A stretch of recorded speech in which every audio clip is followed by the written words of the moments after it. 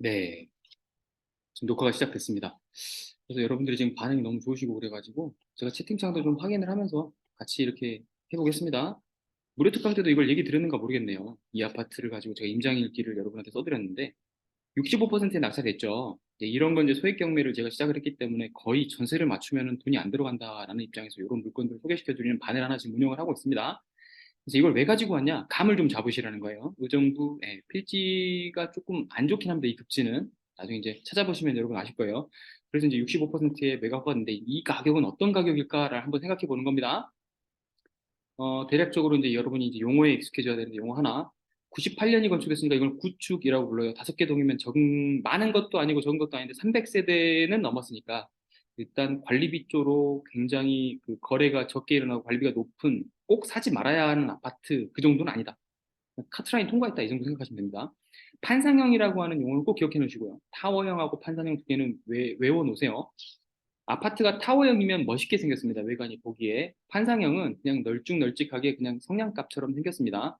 다만 장점은 그렇기 때문에 통풍이 좋고 사람들이 살기 좋습니다. 그래서 거주 환경이 좋고 인기가 좋은 건 판상형인데 겉으로 봤을 때 멋있는 건 타워형이다. 그래서 요즘엔 복합형이라고 해서 두 개를 같이 중첩 지어졌습니다. 중간을 비우는 형태로 좌우 흐름이라든지 상하 흐름은 원활하게 하고 겉으로 봤을 때 또 멋있게까지 만드는 타워 판상형의 복합형을 만들고 있는 추세입니다. 그래서 신축이면 복합형이 많아요. 그리고 용적률 258 정도면 기억하실지 모르겠지만 제가 항상 250을 기준으로 잡습니다.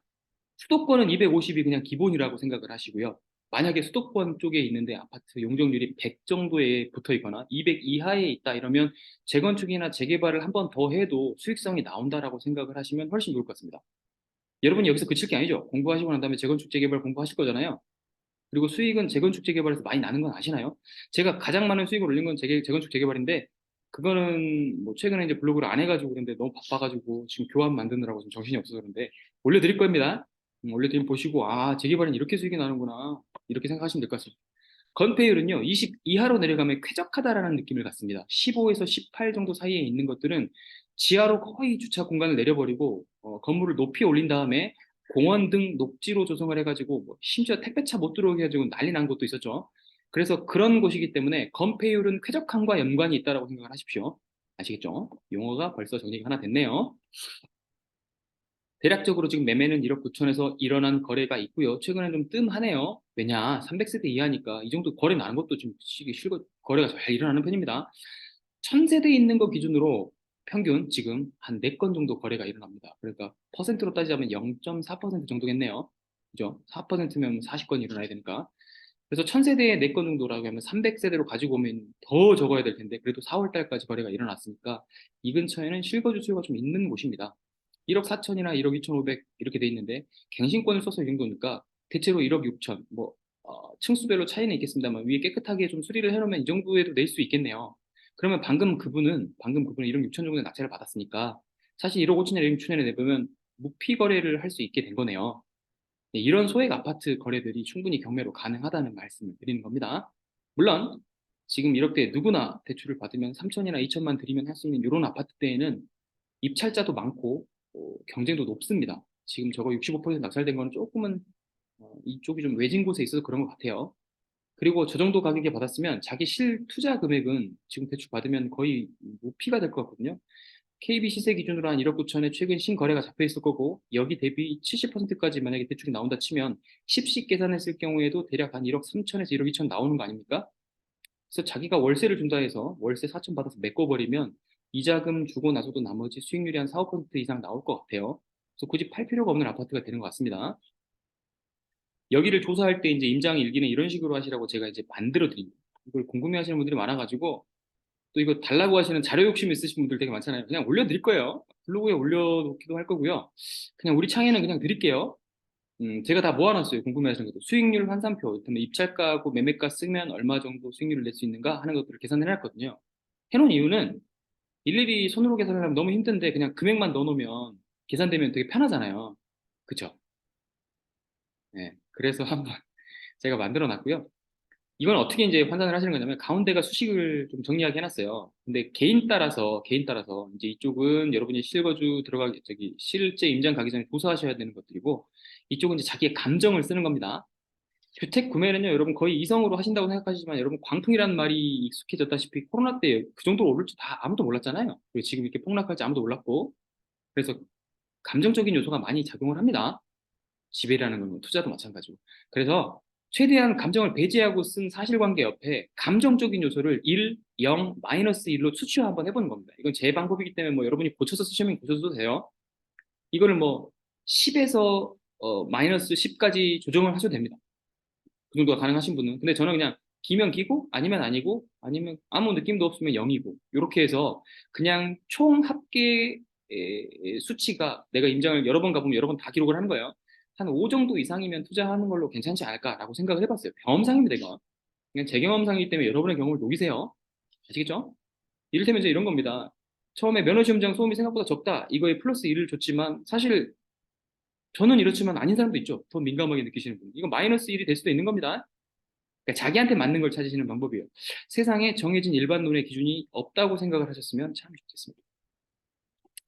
이거는 무료특강 복습이에요. 무료특강 때 보고 여러분이 다 들어오셨다는 전제 하에 제가 말씀을 드립니다. 기억이 나실란가 모르겠어요. 지금 9월 7일로 근저당과 전세권이 같아요. 그러면 전세권이 보장이 됩니까? 안 됩니까? 채팅으로 볼게요. 된다 1, 안 된다 2. 왜 채팅 안 나오냐? 2. 안 된다예요? 안 된다가 2입니다. 안 된다 2.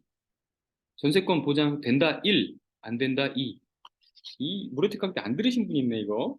지금 두 의견이 갈렸어. 보통 원래 한 명이 1 쓰면 다 1이거든요. 근데 1입니다. 처음 쓰신 분들이. 이러면 이제 뒤에 분들 헷갈리지. 뭘 쓸까? 원래 날짜가 같으면 전세권 보장됩니다. 됩니다. 1이에요, 1. 됩니다. 됩니다. 틀리셨어? 이 틀리신 분은 촉구라고 볼 수 있겠군요. 자, 다시 갑니다. 자, 그러면 이런 걸 왜 가르쳐 드렸냐면, 대학력이 없다고 나오잖아요. 이거 보고 일하고 쓰신 분들이 되게 많을 거예요. 근데 원래 있어, 원래 있어. 이분은 뭐 때문에 이 대학력을 잃으셨냐면요. 점유를 하지 않으셨어요. 점유를 하지 않으셨어요. 전세권을 설정을 해뒀죠? 아주 치열합니다. 잘하신 거예요. 전세권 설정을 미리부터 해놓으셨다는 거는 내가 이 돈보다 같은 날짜에 신청했으니까 이 돈하고 똑같은 지위를 가질 거야 라고 생각을 해놓으셨는데, 전입신고를 안 해놓으셨어요. 전입신고를 안 해놓으셨어요. 그럼 점유 요건이 확립이 안 됩니다. 그래서 둘 중에 하나라도 실수하면 안 되는데 실수를 해버렸죠. 그러니까 이 사람은 지금 대학력이 없어졌어요. 아시겠죠? 이런 걸 보실 수 있으면 이제 여러분 조금은 더 디테일해지는 거예요.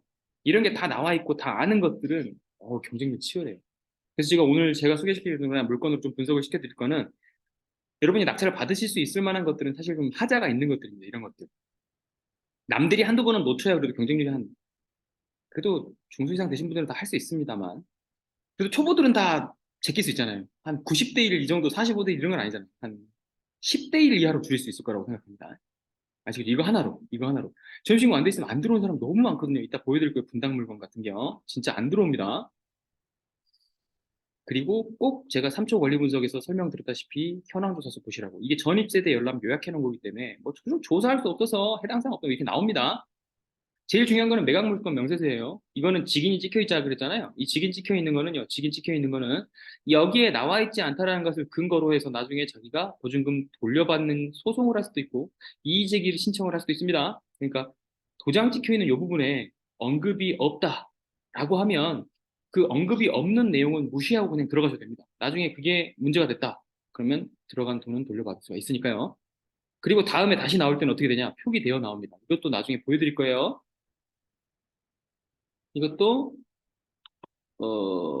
가격 감잡기라고 제가 말씀드렸네요. 대략 보세요. 남양주시 장현 놓으면은 또 좋은 지역은 아니에요, 입지가. 그런데 71% 가격. 퍼센트만 보세요, 퍼센트. 71%. 근데 제가 가격하고 같이 남아놨죠? 이유는요. 2억 200에 받았는데 전세가 지금 2억 2천 넘게 나오죠. 느껴지시나요, 이런 게? 그럼 이 사람이 운이 좋은 게 아니라 70% 써가지고 그냥 낙찰을 잘 받았는데 전세 놓으면 바로 2천 플러스 되고 다시 투자금 생긴다. 이런 아파트가 없다고 생각하시는 분들이 많더라고요. 근데 이거는 경매가 시작된 이후로 항상 있었어요. 항상 가장 최고점을 찍던 시기에. 아시겠죠? 다만 여러분이 별로 갖고 싶어 하지 않은 지역이에요. 근데 그런 지역이라도 아파트는 거래가 됩니다. 제가 말씀드렸다시피 세대가 400세대 정도 넘어가고 조금 사람들이 실거주 단지가 괜찮고 지하철 역세권 옆에 있고 살기 좋으면은 거래 이루어집니다. 이 거래가 되는 날짜를 계속 보시면 돼요. 이게 2, 3년간 뜸하게 거래가 안 된다. 강남권이 주로 그런 게 많거든요. 나홀로동이 많아서. 그러니까 나홀로동인데 13억 이상 돼버리면 30억, 20억 이렇게 되는 것들 3년에 한 번 거래돼요. 3년에 한 번. 그런 거는 여러분이 들어가시면 묶이잖아요. 돈이. 엄청난 현금이. 그런 건 투자하시는 게 아닙니다. 그러니까 내일 보여드리긴 할 건데 그런 건 투자하지 말라고 보여드리는 거예요. 알겠죠? 이런 건 투자할 만하죠. 2천 또 생겼으니까 또 투자할 수 있겠네요. 그리고 70% 받으셨으니까 이거 많이 물린 것도 아니잖아요. 더 떨어지면 여기서 얼마나 떨어지겠습니까? 실거주가 이렇게 받치고 있는데. 실거주 2억에 넘게 들어와 사겠다는 사람이 이렇게 많은데 2억 이하로 내려갈까요? 매가가? 안 갑니다. 아시겠죠? 가격 감을 잡으시라는 거예요.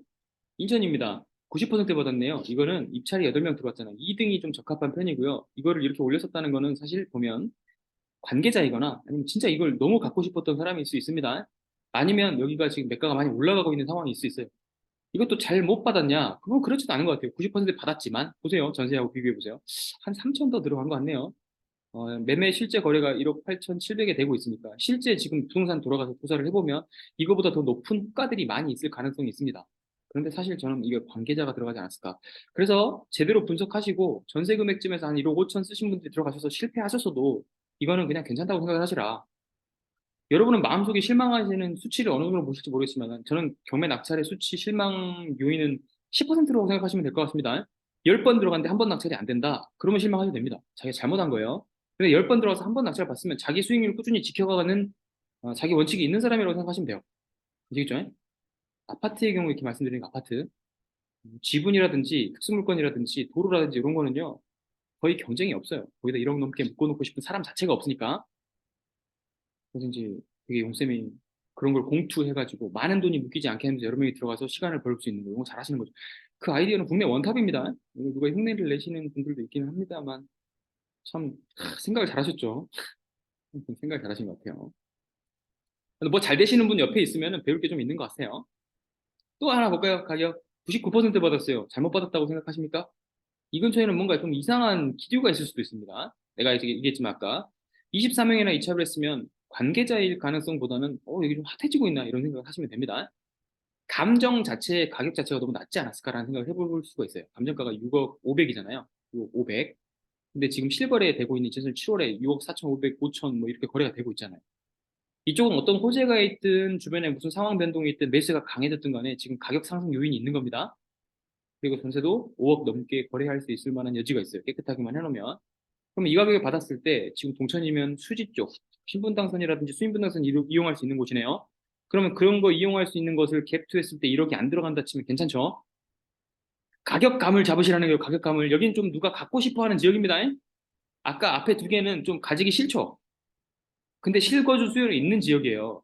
그래서 여러분이 가질 곳은 어떤 거냐면 지금 제가 고시원 운영을 전담하고 있잖아요. 머리가 아파요. 왜 머리가 아프냐면 진짜 300에 50, 45 이렇게 들어오신 분들을 혹시 지금 있으시면 제가 죄송합니다. 그분들 다 폄하하는 게 아니고요. 힘드신 분들이 많기 때문에 이분들의 상식선이 우리의 상식과 많이 다른 경우가 많아요. 그런데 앞에 두 아파트는 급지가 좀 낮을 뿐이지 그 정도 가격이면은 들어와 사시고 월세나 전세를 하실 분들이면 상식선에서 생각하실 수 있는 분들이라는 생각을 하십시오. 그래서 만약에 아파트로 거래를 많이 하고 싶으신 분들은 입지는 그냥 수도권에 한정해서 보시거나 조금 지방까지 가셔도 대도시나 이 정도는 괜찮습니다. 60만 이상 되는 곳이면. 그렇게 생각하세요. 또 가격 감 잡아봅시다. 김포네요. 여러분 또 싫어하시겠지만 그 김포 서울 편입된다고 요즘에 핫한 논란이 좀 많이 있죠?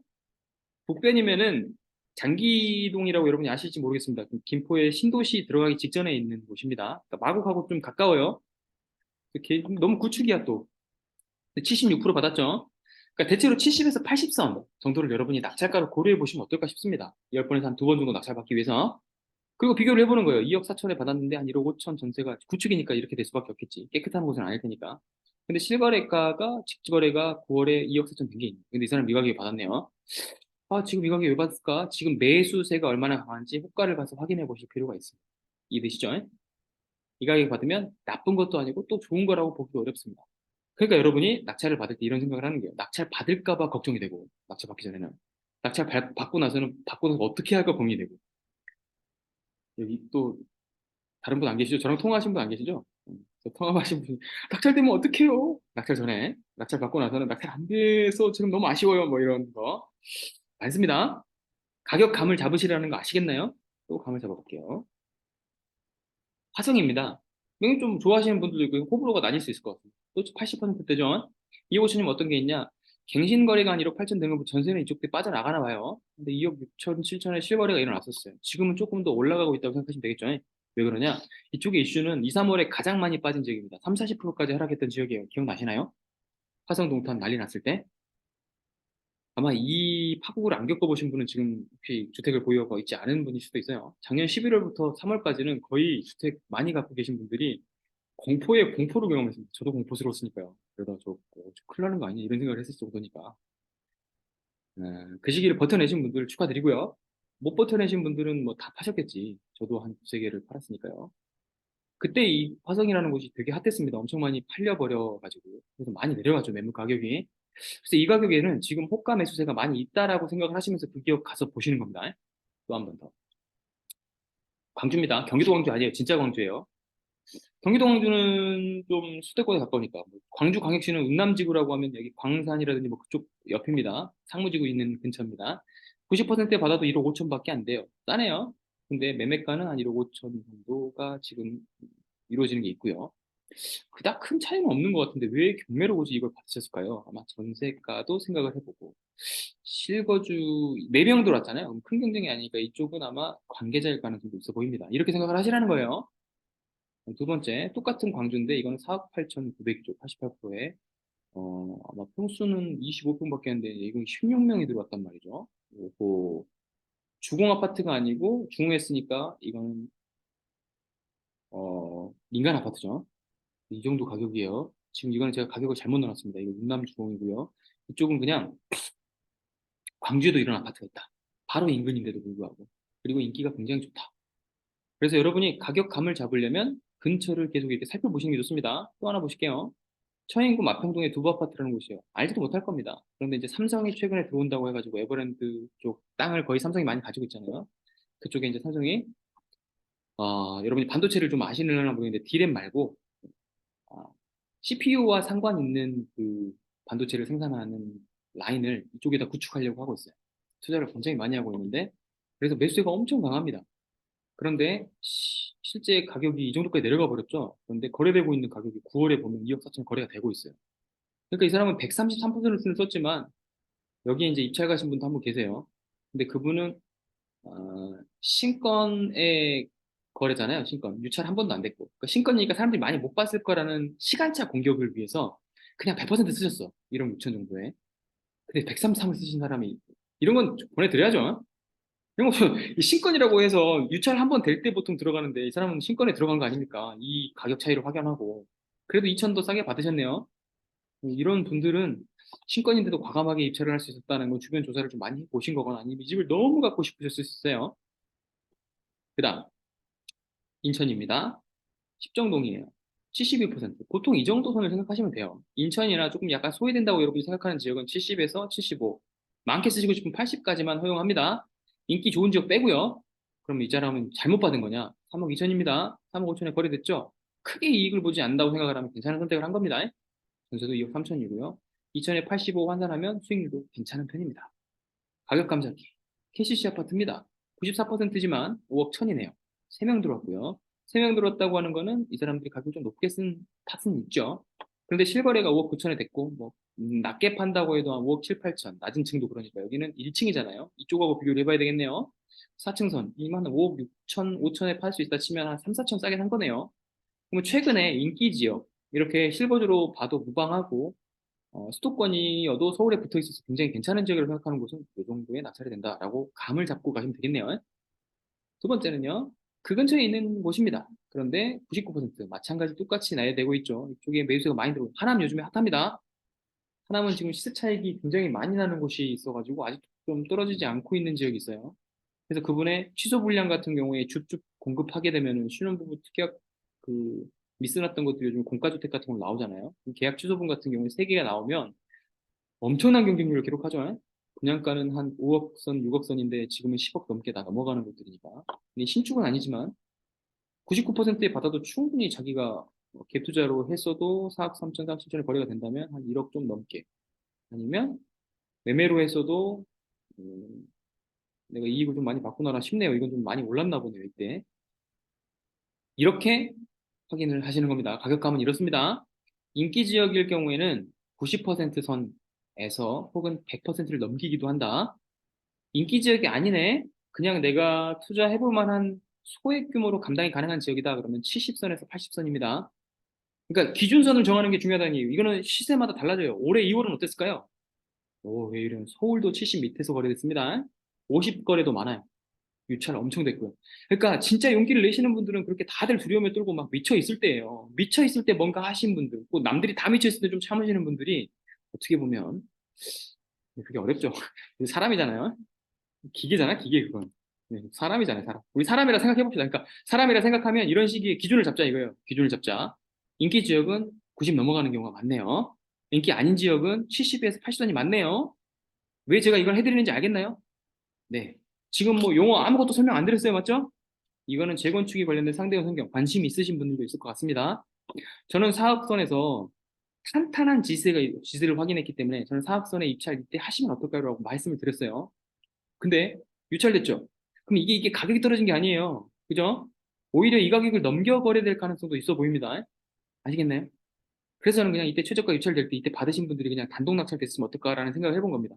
이런 게 이제 고수들이 입장하는 물건이죠. 보십시다. 뭐 권리관계 지장 없습니다. 상대원 쪽은 잘 아시는 분들이 있으신지 모르겠습니다. 재건축 재개발을 좀 잘 아시는 분들이야 이쪽은 잘 아는데 지금은 일단 첫 강의이기 때문에 재개발 설명을 잘 안 드릴게요. 상대원 성경 아파트 좋은 곳입니다. 이것만 생각하세요. 30% 하락해 있어요. 거래를 보십시오. 탄탄하게 사업대 유지하고 있는 거 보이십니까? 안 보이시나요, 혹시? 그러니까 한두 건이 최고점을 찍은 게 아니고요. 전고점은 6억대가 넘어가요. 그런데 사업대 거래는 미친 듯이 찍어주고 있죠. 그리고 이전에 가지고 있었던 분들도 16년, 17년, 18년을 돌려보면 사업대 거래는 꾸준히 엄청나게 많은 세대가 있습니다. 그러니 6억을 찍었다 해도 2억 하락한 사업소는 좀 바닥일 거라고 생각을 하는 거예요.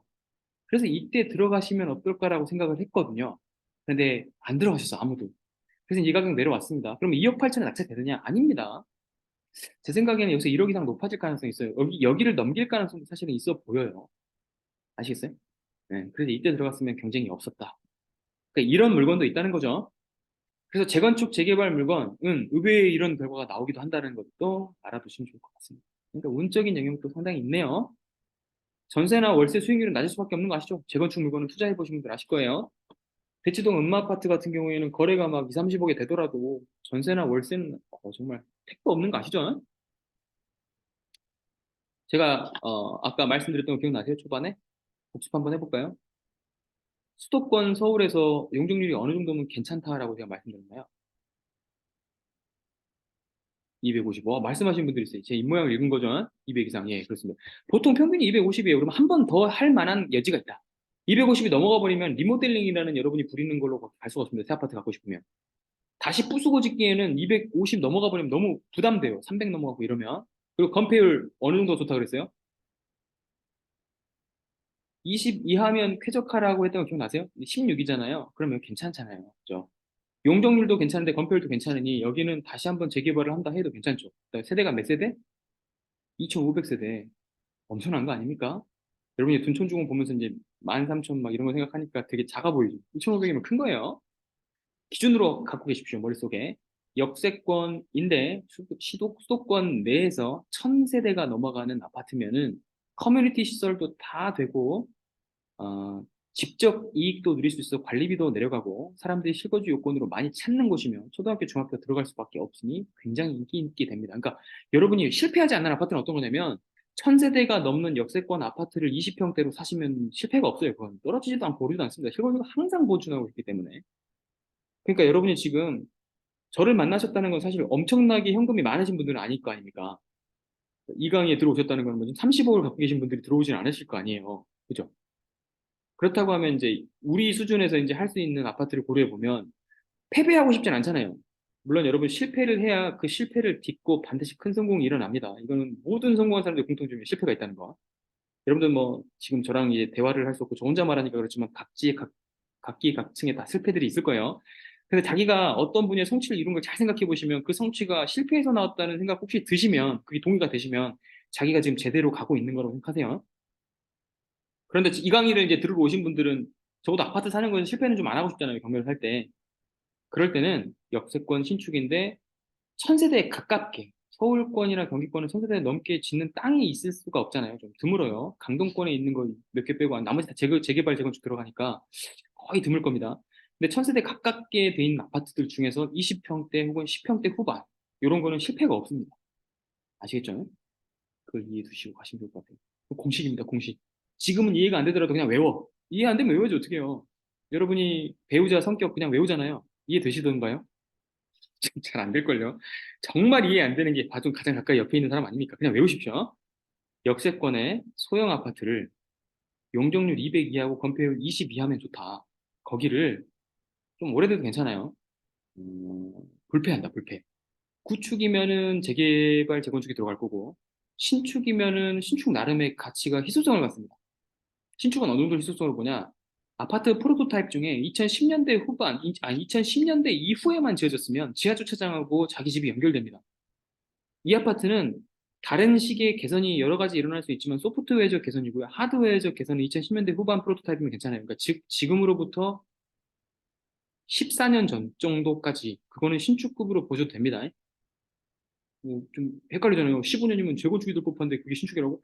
그때 이후에 지하주차장이 연결됐다는 게 엄청 큽니다. 그때 이전 아파트는 지하주차장이 연결 안 돼요. 그때 이전 아파트 사신 분들은 지하주차장에 차 대시고 다시 지하주차장 나오셔서 입구로 들어가시는 거 사시죠? 프로토타입이 바뀐다는 말이 무슨 냐면 아파트를 기본 짓는 형식이 사람들의 필요 수준이라든지 욕구 수준이 너무 높아져서 거기에 맞춰가다 보니까 전체적으로 큰 변화가 일어나는 걸 프로토타입이라고 얘기해요. 그 시점이 2010년입니다. 그래서 2010년대 이후 아파트는 좀 잘 안 떨어집니다. 아시겠죠? 그 이전 아파트는 좀 더 오래돼 버리는 걸 사시는 게 좋아요. 지금 94년 이거 괜찮습니다. 80년, 70년 이러면 정말 좋습니다. 아시겠죠? 그건 다시 부술 거니까. 부숴버릴 거니까. 그래서 저는 계산을 4억대 해봤단 말이에요. 그래도 괜찮아, 지금. 아시겠죠? 월세 전환 이런 게 아니라, 뭐, 갖고 가시면 재건축 되시고 버티실 걸로. 레버리지 수익률도 나빠요, 지금. 지금 당장 판다 해도. 당장 팔지 않고 세금이 깎여질 때를 버틸 정도로는 괜찮다. 인천 재건축 한번 가볼게요. 극동 아파트입니다. 돈이 좀 적으신 분들, 금액이 좀 적으신 분들, 이쪽 괜찮아요. 그럼 이게 왜 괜찮다고 얘기할까요? 유찰이 됐는데 얘는 재건축이 확정됐습니다. 단계를 좀 아시는지 모르겠어요, 여러분이. 주거임 차이 있는데 이거는 뭐 권리관계 이상 없었으니까 넘어갈게요. 없죠? 없죠? 그러니까 3초 권리 분석이 왜 중요하냐면 기록이 없잖아. 그럼 괜찮은 거예요. 그리고 근저당권 넘어가겠습니다. 지금 이렇게 돼 있어요, 벌써. 그러니까 이거는 뭐냐면 뭐 정비계획 수립 용역비가 확정됐다 그러거든요. 아직 단계가 정비계획 수립인 단계입니다. 여러분 단계를 좀 아실라나? 초창기 단계입니다, 아직. 그런데 안전진단을 통과했단 말이죠. 안전진단을 통과하면 속도가 좀 빨라집니다. 그리고 재개발에 비해 재건축은 민간 아파트를 개인적으로 내 재산을 교환해주는 개념이잖아요. 그러니까 속도가 훨씬 빨라요, 재개발보다는. 그래도 8년 이상 걸립니다. 아시겠죠? 재개발은요, 단독주택 갖고 있는 사람이 있고, 빌라 하나 있는 사람이 있고, 근생 갖고 있는 사람이 있고, 소유주의 이 양태가 너무 다양하죠? 그래서 이걸 두 개 줘야 되는지, 보상금을 줘야 되는지, 청산해야 되는지, 권리를 보존해야 되는지에 대한 싸움이 너무 많고, 소송도 너무 많습니다. 그래서 재개발 지역은 오래 걸려요. 단지, 그래서 가격이 좀 더 싸죠. 근데 재건축도 인천 계양구 이쪽은 지금 이 단계가 무르익었고, 좀 있으면 스무스하게 통과도 될 것 같아요. 그런데 불구하고 아직 가격이 오르지 않았습니다. 3억 5천 거래가 된 건 있습니다만, 최고점 거래에서부터 보면 한참 낮아진 가격이고요. 그리고 2억대 거래가 되면 아주 오래전까지 시간을 거슬러 올라갈 수 있죠. 18년 이전까지도 2억대 거래가 됐던 것들이거든요. 그럼 재건축 발표 나기 전에부터 이 가격이었다는 거잖아. 이 자산의 본질 가치는 그냥 이 정도야. 근데 경매로는 시간을 돌려서 이 가격에 그냥 살 수가 있는 거예요. 그래서 저는 2억 8천까지 한번 써보는 게 어떨까라고 추천을 한번 드려봅니다. 이때도 손해는 아니니까 바로 판다 해도 64% 이익이 나잖아요. 제 생각엔 팔지 말고 전세 주고 기다리는 것도 어떨까 싶습니다. 실거주가 받쳐주고 있으니까요. 아시겠죠? 투자 이렇게 하시는 거예요. 통도청돈 요거는요, 제가 이때 설명을 드렸어요. 이때 들어가도 수익률 괜찮다. 근데 더 유찰됐어. 이유가 뭘까요? 문제가 있습니다.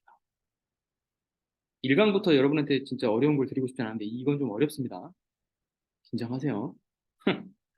뭐가 어려운지 보세요. 보증금 금액이 없어요. 이걸 무시할 만한 수준이면 좋은데, 매각 물건 명세서에 대항력 있다고 나옵니다. 이거는 판단하시는 분들 따라 달라요. 스피드 옥션이 있다고 하지만 옥션원은 없다고 나옵니다. 즉, 이것도 사람이 하는 일이라는 거예요. 그러니까 여기 써 있는 걸 무조건 믿으시면 안 돼. 그래서 나중에 이거 있다고 들어갔는데 없었어. 없다고 들어갔는데 있었어. 그래서 스피드 옥션을 상대로 소송을 걸어보세요. 집니다. 스피드 옥션은 여기서 제공하는 정보는 책임을 지지 않는다고 반드시 명시해놨어요. 여러분 가입할 때 거기에다가 사인하셨어. 아셨죠? 그럼 이제 어떻게 해야 되냐? 방법을 찾아보겠습니다. 전입세대 연락을 만났는데 전입한 사람은 있어요. 그런데 알 수가 없어.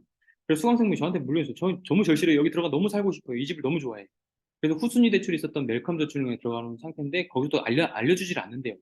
그 앞에 계약서를 분명히 첨부했을 거거든요. 후순위 대출을 받아보신 분 있나요? 제가 여러분의 그 금융거래 정도의 수준을 한번 측정을 해볼게요. 왜 채팅창이 안 보이냐? 에이, 채팅아 나와. 나와, 나와. 네. 채팅 한번 보겠습니다. 자기가 후순위 대출을 받아본 적이 있다, 1번.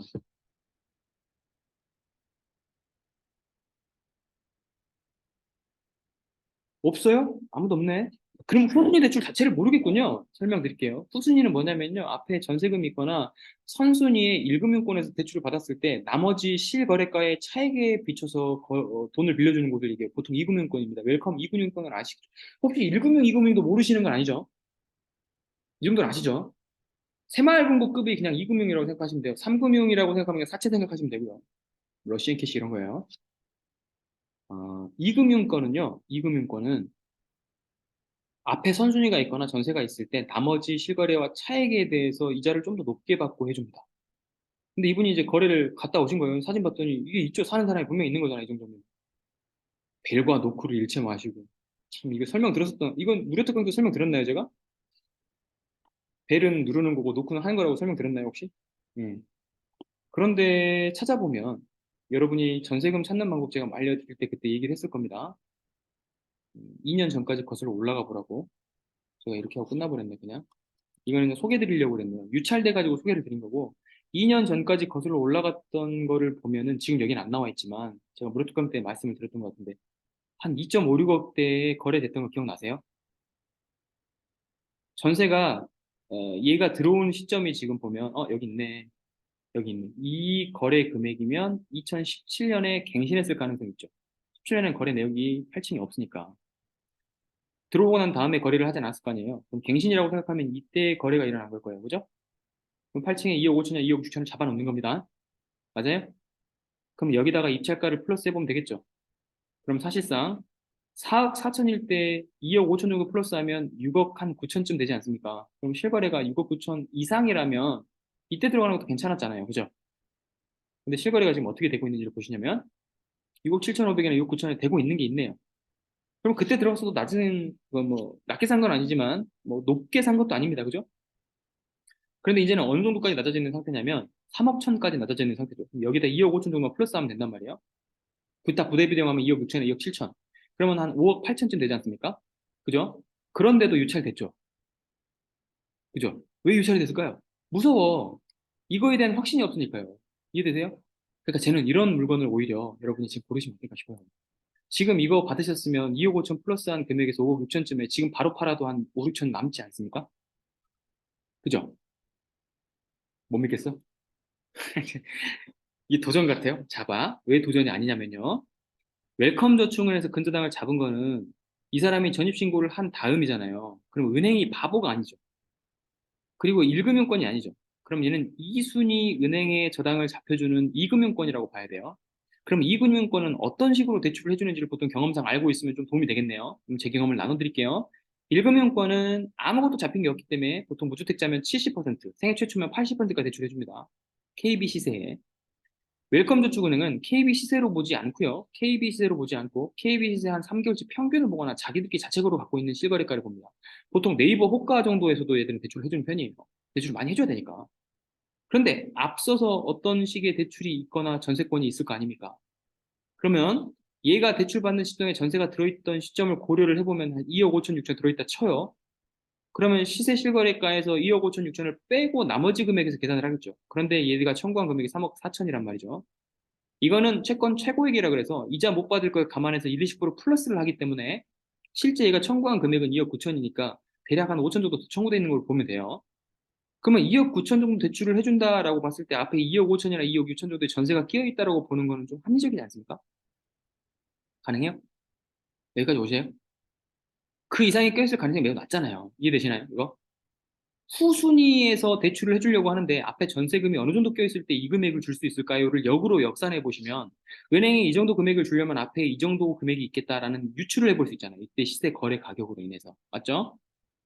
그러니까 2억 5천에 껴있다고 하더라도 지금 대출 이 정도 나왔으니까 지금 이 정도 앞에서 보는 이 가격에 이 정도에서 유찰될 게 아니라 이 정도에서 받았어도 충분한 수익이 나오는 물건이라는 얘기입니다. 맞죠?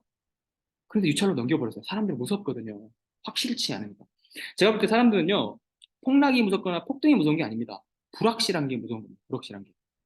우리가 미래를 왜 두려워하냐면, 모르니까 그럽니다. 여러분, 내일 살아있을 자신 있으세요? 습관적으로 살아오셨으니까 내일 살아있을 것 같으시지만, 혹여 제가 오늘 돌아가는 길에 내일 부고 소식이 들을 수도 있는 겁니다. 맞죠? 불확실한 거에 대한 두려움 때문이에요, 이게. 아시겠죠? 그러니 한 번 더 유찰됐잖아요. 이러면 불확실한 거 조금 쌓아보셔도 되지 않을까요? 전 추천드립니다. 만약에 이거를 2억대 중반이나 혹은 운 좋게 2억대 초반에 받아버릴 수 있다면 유찰되면 20%더 깎이니까요. 한 2억 3, 4천으로 나오지 않겠습니까? 2억 5, 6천에 이거 받으시면은요. 실거래로 바로 직거래 가능하셔도 1억 이상 남기실 수 있겠죠. 경매에 이런 물건 잘 안 나옵니다. 아시겠죠?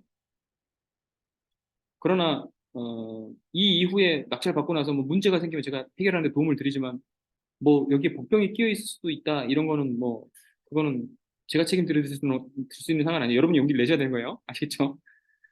전세금 좀 더 높을 수도 있다 뭐 그럴 수도 있겠죠. 그런데 지금 제가 조사한 바로는 어렵습니다. 이 정도 이금융권에 대출을 해주려면 2억 5천이나 2억 6천 이상의 전세금이 앞에 있을 수가 없습니다. 아시겠죠? 믿으시는 분들이야 뭐 이분 진짜 절실하시니까 이분한테는 그렇게 말씀드렸어요. 이분이 아마 낙찰 받으실 거예요. 아시겠죠? 이렇게 메일도 예쁘게 써주셨잖아요. 그래서 이분이 낙찰 받으시길 바라면서 대략적으로 5억 8천을 잡아봤습니다. 지금 체력에 팔 수 있다 치고 입찰가를 한 3.2억 정도로 좀 잡았단 말이죠. 근데 여기 내려가 버리잖아 더. 그러면 이제 이때 남는 금액도 50% 정도 수익률이 되는데 한 2억 5, 6천에 받으시면 더 많이 수익이 남으시는 거죠. 아시겠죠? 저는 이것도 괜찮다고 생각했습니다. 그 이하에 받으시는 건 여러분이 추천을 어떻게 느끼시는가에 따라 달라질 것 같습니다. 저는 생각할 때 이금융권 대출을 전세하고 합친 갱신까지 한번 생각을 해봐서 그 금액에 맞춰 역산해 본 겁니다. 이게 이제 나중에 근데 여러분이 한 번, 한두 번 경험이 있어요. 처음부터 이런 물건을 들어가기는 어려울 거예요. 나중에 이제 경험이 계속 쌓이다 보면 아, 대출 이렇게 나고 이금융권은 후순위 대출 이 정도까지 해주는구나. 90 이상 안 해줍니다. 90. 시세 90까지 안 해줘요. 그러니까 2억 5천 빼고 나머지 금액 남는 거에서 10% 정도는 자기도 버퍼 타임을 남고 있어야지. 다 해주지 않는단 말이죠. 아시겠죠? 소망 아파트로 한번 다시 와봤습니다. 재건축이에요, 이것도. 근데 재건축 분위기가 있는 건 아니고 극동처럼 막 된다는 느낌은 아니에요. 그러니까 8,400이지. 근데 재밌는 사항이 있습니다. 단독 제공도 가능해요. 그래서 이쪽 받아가지고 뭐 낙찰 받으실 분들은 혼자서 들어가서 30% 가격 받으신 다음에 전세 주시고 기다리셔도 되고 아니면 자기가 재건축을 추진해 보셔도 될 것 같습니다.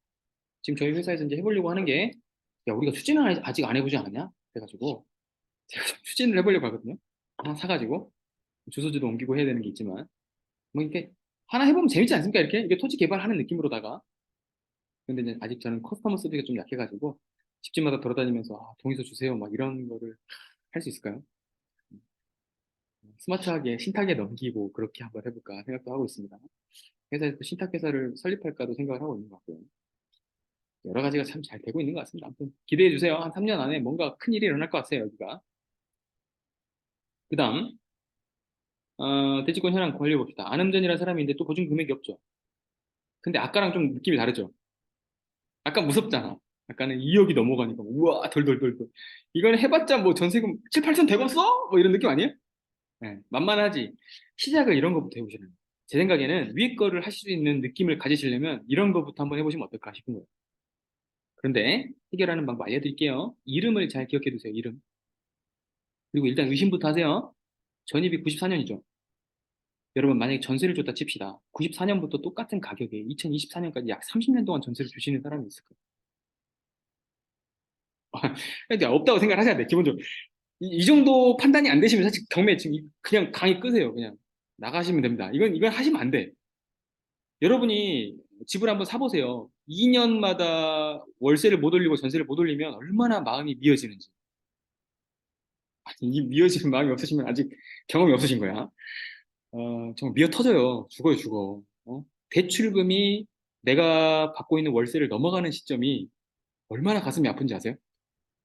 지금 이제 약간 그런 시기를 제가 보내고 있어요. 어, 매달 손해가 조금씩 조금씩 나는 겁니다. 그래도 잘 사놨기 때문에, 좋은 물건이기 때문에 손해가 조금밖에 안 나는 거지. 어디 외곽 지역에다가 사놓으신 분들은 대출이 지금 7% 넘어가고 막 6% 넘어가고 이런 분들은 매달 한 집당 나가는 돈이 한 2, 30만 원만 돼도 엄청난 타격이 옵니다. 아시겠죠? 그럼에도 불구하고 30년 동안 같은 가격에 전세를 준 사람이 있겠다. 말이 안 해요. 왜 그럼 같은 가격이라고 좀 추론을 하시나요, 줄부님은? 만약에 금액을 인상했으면 두 번째, 세 번째 기록이 나옵니다. 인상분에 대해서. 아시겠어요? 근데 날짜가 하나밖에 없잖아요. 가격을 안 바꿨다는 뜻이에요. 이게 만약에 전세입자면. 오케이? 그럼 저는 이렇게 생각할 거예요. 소유주일 것 같다. 소유주와 관계가 있는 사람일 것 같다. 이렇게 생각할 겁니다. 안음전인 거 보니까 보통 사고는 누가 치나요? 남편이시죠? 남자분들 좀 끄덕끄덕 하시는. 사고는 보통 와이프가 치진 않습니다. 여자는 좀 이렇게 안정적인 걸 추구하기 때문에. 여자 이름이잖아요. 남자가 사고 치고 어, 상속을 받았거나 아니면 배우자일 가능성이 더 높아 보입니다. 보십시다. 안음전이 주거임차인데 등록이 94년도 돼 있어요. 이러면 대항력이 있는 겁니다. 어쩔 수 없이 스피드 옥션은 대항력이 있다고 기록할 수밖에 없어요. 그럼 이제 역으로 추정해야지. 점유자도 이렇게 확정돼 있으니까 대항력이 있습니다. 역추해 봅시다. 역추. 오씨, 오씨, 오씨, 오씨, 오씨, 오씨. 뭐 상속받은 것 같은 느낌인데 지분도 왜 13분의 2씩 다 똑같아? 100% 상속이네. 그럼 순위번호 2번으로 가는 거예요. 순위번호도 2번이야? 저처럼 이렇게 놀라야 됩니다, 여러분. 소유권이 한 번밖에 안 바뀐 거예요. 이 집은 처음 산 사람이 상속해준 두 번째 집인 거야. 그러니까 이거는 그냥 처음 분양받을 때 가지고 있었던 사람이 그냥 자녀한테 상속한 겁니다. 순위번호가 이게 17번, 18번 가 있다. 와, 더럽겠다. 앞에 얼마나 많은 사람들이 바뀌었냐? 이렇게 생각하시면 됩니다.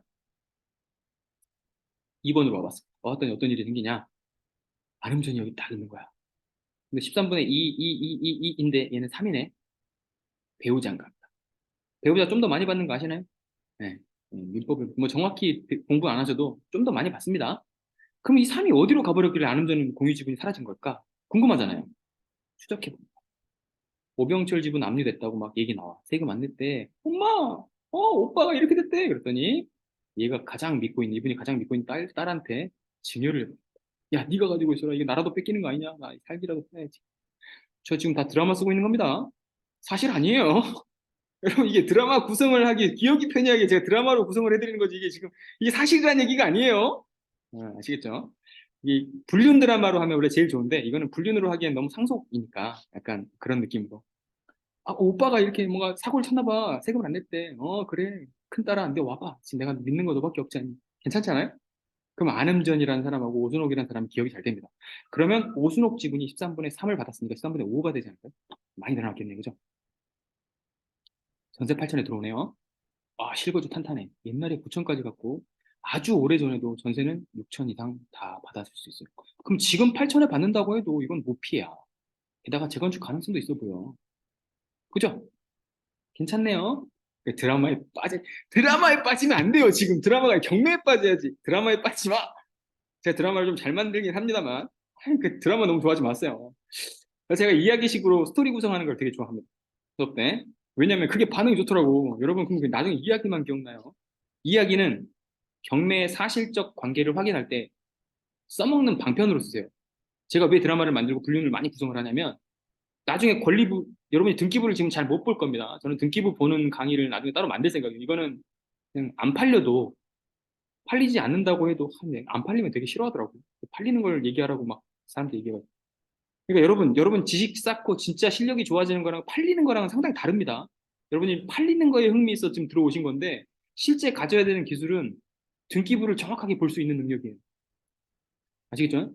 그러면 제가 등기부 구성할 때 왜 이렇게 불륜이라든지 자극적인 스토리를 구성을 하냐면 안음전이라는 이름이 나중에 등기부 후순위 가가지고 사행위 추정이나 이런 게 복잡해진 두세 장 넘어가는 등기를 볼 때 기억이 안 납니다. 그럼 권리관계가 굉장히 복잡해지고 이 사람 지분이 있었는지 없었는지가 헷갈려요. 그럼 다시 앞으로 자꾸 넘겨보게 됩니다. 이러면 실력이 좀 없는 거예요. 사실 한번 쫙쫙쫙 훑어보면서 아 여기 있네 하고 탁 큐를 내릴 수 있어야 결정이 좀 빨리 되는 편이거든요. 그러니까 등기부 보는 거 너무 중요하다. 이거 메모해 놓으시면 좋겠습니다. 등기부 보는 거는 진짜 매우 매우 중요하다. 그리고 제 강의 특징입니다. 쉬는 시간 안 드릴 건데 괜찮죠? 혹시 다녀오실 분은 그냥 화장실 가서 다녀오세요. 온라인인데 뭐 신경 쓸 필요 없잖아요. 저 잠깐 다녀올게요. 손 들 필요 전혀 없으세요. 비디오 꺼놓고 그냥 가시면 됩니다. 아시겠죠? 음.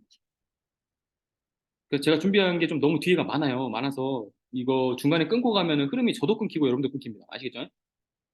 일할 때도 여러분 아시나 모르겠네. 그 요즘에 집중에 관한 책을 좀 있거든요. 정리하는 뇌라는 책 아세요? 김대리한테 추천했던 김대리 사가지고 참 말 잘 들어요. 읽고 있던데 그런 책에 보면 이런 이야기들이 있습니다. 자기가 어떤 일에 몰입해가지고 집중하는 시간인데 그게 다른 집중 방해하는 걸 또 하나 딱 옮겨지면 디스트랙션의 기간이 15분 정도가 손해를 본대요. 그러면 여러분한테 역으로 책이 질문을 하더라고요. 여러분은 하루에 15분을 몇 번 낭비하고 계십니까? 라고. 그러니까 여러분이 일을 열심히 하고 있다가 핸드폰 한번 딱 봤어. 그러면 다시 돌아가는데 15분 걸린다는 뜻입니다. 아세요? 그러니까 지금도 15분이 소요되겠죠. 지금 제가 강의에 몰입했다가 지금 빠져나온 시기잖아요. 지금. 아니, 저 금방 돌아가 볼게요. 말하는 거니까, 이거. 그래서 이것도 괜찮다고 생각이 들었습니다. 두 번째. 대학력 인정되지 않는 거 아시겠죠, 이제? 가족이니까. 그리고 살고 있어요. 그러니까 부당이득 청구 가능해요. 이거 진짜 질문들 많이 하셨는데, 공유자한테만 할 수 있는 게 아닙니다. 그리고 강의를 어설프게 듣고 와가지고 그 한 대사 기억해가지고 질문하신 분들이 이렇게 질문하십니다. 공유자인데 뭐 형님이 있어가지고 그 형님한테는 청구를 못 하겠다는 얘기가 있었던데 그거 꼭 공유자면 되는 건가 뭐 저도 이해를 못해요. 여러분 지금 이해되세요? 말 자체가 이해 안 되죠? 공유자라는 말은요 소유자라는 말하고 다른 거잖아요. 소유의 지분을 나눠 갖고 있는 사람이 공유자잖아요. 맞죠? 그러면 점유자하고 공유자도 다르죠. 점유자는 공유자일 수도 있고 아닐 수도 있죠. 점유한다는 건 임차의 형태, 계약의 형태로도 할 수 있고 소유의 형태로도 할 수 있는 거 아닙니까? 맞죠? 그런데 이 개념을 헷갈리시고 점유자인데 소유자냐고 물어보시면 안 되고 점유자인데 임차인이냐고 물어보면 안 됩니다. 임차인한테 공유물 분할 소송 할 수 있습니까? 없습니까? 이것이 1번, 2번 물어볼게요. 여러분 실력을 보겠어요, 지금. 자, 1번, 2번으로 물어볼 거예요. 공유자에게, 점유자에게, 점유자에게, 이상하네. 말을 바꿔볼까? 임차인. 임차인에게 공유물 분할 소송을 할 수 있나요, 없나요? 1번 할 수 있다, 2번 할 수 없다. 할 수 있다가 1번, 할 수 없다가 2번. 여기 다 똑똑한 분들만 있으시네. 예? 죄송합니다. 이런 질문들이 자꾸 1700문방 이런 게 올라오길래 제가 말씀드린 너무 답답해가지고. 임차인한테는 공유물 분할을 할 수가 없죠. 그 사람은 소유권이 없잖아요. 소유권이 조금이라도 있어야 뭐 공유물 분할 소송을 하는 거죠. 그런데 부당이득 청구는 공유자에게 할 수 있다, 없다. 1번. 1번 있다, 2번 없다. 1, 1, 1, 그렇죠. 공유자가 만약에 그 집에 살고 있으면 청구할 수 있습니다. 안 살고 있으면 청구 못 하죠. 쓰고 있으면 청구하는 거예요. 그러니까 공유자한테는 부당이득 청구도 할 수 있어요. 그럼 다 열어볼게. 소유는 하고 있지 않은 임차인에게 부당이득 청구할 수 있다, 없다. 1, 2, 1. 그렇죠. 가능합니다. 소유하고 있지 않아도 이 사람이 월세를 안 내고 살고 있잖아요. 그러면 부당이득 청구는 가능하죠. 여기서 질문. 깊이 들어갈게요. 중급까지 그냥. 뭐 고급까지 들어가는 겁니다, 이건. 공유 지분만 가지고 있는 내가 살고 있는 임차인이 공유자가 아닌데 부당이득 청구를 할 수 있다, 없다. 1번, 2번. 말이 어렵나요? 다시 천천히 갈게요. 들어요. 들어요. 잘 들어요. 나는 공유자야. 지분권자야, 지분권자. 그러면 나머지 사람들의 허락을 구해야 사실 임차인한테다가 내가 부당이득 청구할 수 있을 것 같은데 나머지 사람들 나 몰라. 나머지 모르는 사람이잖아요. 낙찰받았으니까. 그러니까 나는 공유 지분만 갖고 있을 뿐이야. 1000분의 1이든 뭐 10분의 1이든. 그런데 임차인한테다가 부당이득을 청구할 수 있다, 없다? 1, 2. 여기 똑똑해. 이 누구야, 이 누구야? 잼미님 누구야? 잼미, 1. 눈치 챙겨, 눈치 챙겨. 다들 일을 쓰면 일을 좀 하면 좋잖아요. 지분만큼 청구할 수 있습니다. 가능해요. 그러니까 부당이득 청구는 굉장히 폭이 넓다고 생각해요. 아무한테나 다 할 수 있어, 그냥. 아시겠죠? 부당이득은 어떻게도 할 수 있냐면, 실내입니다, 실내. 이거 제가 했다는 얘기가 아니에요. 제가 조언해드린 거예요. 내 상가 옆에다가, 옆에 있는 식당에 자꾸 파나, 뭐 집기류 같은 걸 놓고 쓰는 거예요. 내 공간인데, 혹은 공유 공간인데, 부당이득 청구할 수 있다, 없다? 그래, 할 수 있다고요. 할 수 있다고요. 이게 다 가능합니다. 부당이득이라는 건, 저 사람이 정당한 이득을 누리지 않았을 때 내가 청구할 수 있는 권리가 되는 겁니다. 이해되십니까? 오케이. 훌륭하십니다. 이분들은 진짜 좀 세게 해도 되겠는데? 여러분, 초보라고 생각하지 않겠습니다. 오늘부터. 2강부터는 절대 초보라고 생각하지 않고 준비할게요. 이렇게 답을 많이 맞추시는 분들 처음이에요, 1강에서. 전 강에서 답을 좀 많이 못 맞추셨어요. 이거는 리모델링 이슈가 있는 신건입니다. 아시나요? 분당 쪽에 사시는 분들은 아시던데. 리모델링 이슈가 있어가지고 신건인데 지금 가격이 되게 싼 편이에요. 왜냐면 지금 거래되는 금액들이 신건이니까 이렇게 나옵니다.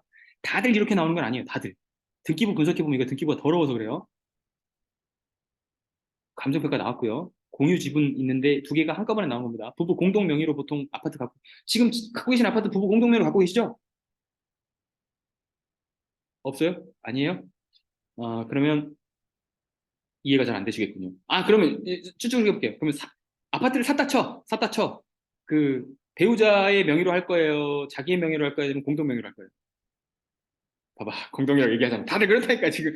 야, 지금 집이 없으면 샀으면 이렇게 공동 명의 할 거잖아요. 이게 이렇게 된 거야, 이렇게. 그러면 사고는 보통 누가 쳐요? 남자분들 많이 계셔가지고 죄송스러운데, 사고는 주로 남자가 칩니다. 사고는 진짜 그래요. 신기하게 그렇더라고요. 사고는 주로 남자가 쳐요. 이분도 전창환님이 자꾸 사고를 칩니다. 그래서 이분의 1 지분이 자꾸 넘어가, 자꾸. 자꾸 경매에 당하는데 어떻게 사채 끌어와서 맞고 했어. 근데 결국 안 된 거예요. 두 개가 그래서 같이 넘어온 겁니다. 그러니까 조사 과정에서 이렇게 시간이 오래 걸리는 거고. 등기부 제가 잘 봤으면 좋겠다고 진짜 말씀드렸잖아요. 진짜 정말 간절한 마음으로 제가 말씀드릴게요. 질권 아시나요? 질권? 아십니다. 고개 끄덕이시는 분도 있고. 안다 1번, 모른다 2번. 질권을 설명해야 되는지 안 되는지. 모르시는 분들이 많네. 이거 큰일 났네. 여러분이 이제 남자분들은 좀 많이 아시는 편이야. 남자분들은 질권을 안다는 건 사고를 쳐봤거나, 아이고, 죄송합니다. 사고를 쳐봤거나, 사채를 써봤거나, 뭐 도박을 해보셨거나, 뭐. 죄송합니다. 제 상상력이 좀 뛰어나가지고. 질권은 뭐냐면요. 근저당의 저당이라고 생각하시면 돼요. 이게 제일 간단할 거야. 근저당은 아시잖아요. 그죠? 야, 그럼 여기서 알 수 있습니다. 여러분, MPL이라는 것도 많이 공부를 해보셨을지 모르겠습니다만, 근저당도 거래가 가능합니다. 그러니, 집을 거래하는 걸로 소유권이 왔다 갔다 해가지고 복잡한 절차를 다 하고 취득세도 내고 양도세도 내고 이런 절차가 있는 게 아니라 그냥 집 안에 들어있는 근저당을 싸게 샀다가 비싸게 팔고 싸게 샀다가 비싸게 팔고 하는 걸로도 집을 사고 파는 수익을 내는 사람들이 존재합니다. 이 사람들은 주택 개수에 포함될까요? 안 될까요? 예, 안 됩니다. 주택 개수에 포함 안 되면서 자꾸 주택을 사고 파는 수익은 내는 사람들이 NPL 시장에서 활동을 합니다. 여러분이 모르는 영역 하나가 더 있다고 생각을 하시면 돼요. 그럴 때 사용하는 개념이 질권이에요. 근저당을 사고 팔려면 근저당을 저당 잡아가지고 돈을 빌려가지고 살 거 아닙니까? 이 말이 이해 안 되시나? 다시. 이런 느낌이야. 내가 설명을 진짜 잘하나 보네. 이게 통하면 남에도 써먹으려고. 친구인데, 친구의 친구일 수도 있는 거 아니에요? 어렵나? 다시. 친구의 친구는 친해요? 아니죠. 내가 모를 수도 있는 거 아니야. 맞죠? 여기까지만 가봅시다. 친구가 근저당이면 친구의 친구는 질권입니다. 그런데 친구의 친구가 내 소유물의 아파트에다가 경매를 넘길 수가 있어요. 질권이라는 물권 가지고. 그러니 나를 전혀 모르는 사람이 내 집을 경매에 넘겨버릴 수도 있네요. 오케이? 예, 이게 질권 개념입니다. 다시 갑니다. 1금융권 대출에 근저당을 잡혔어요. 이 근저당까지는 다 아시죠? 그러면 내가 돈을 이자를 한 3개월 안 냈어. 그러면 은행이 내 집을 경매에 넘길 거라는 건 알죠? 이게 임의 경매. 사람한테 했으면 사람은 소송을 통해서 해야 되니까 소송을 통해서 경매에 넘기면 강제 경매. 강제 경매.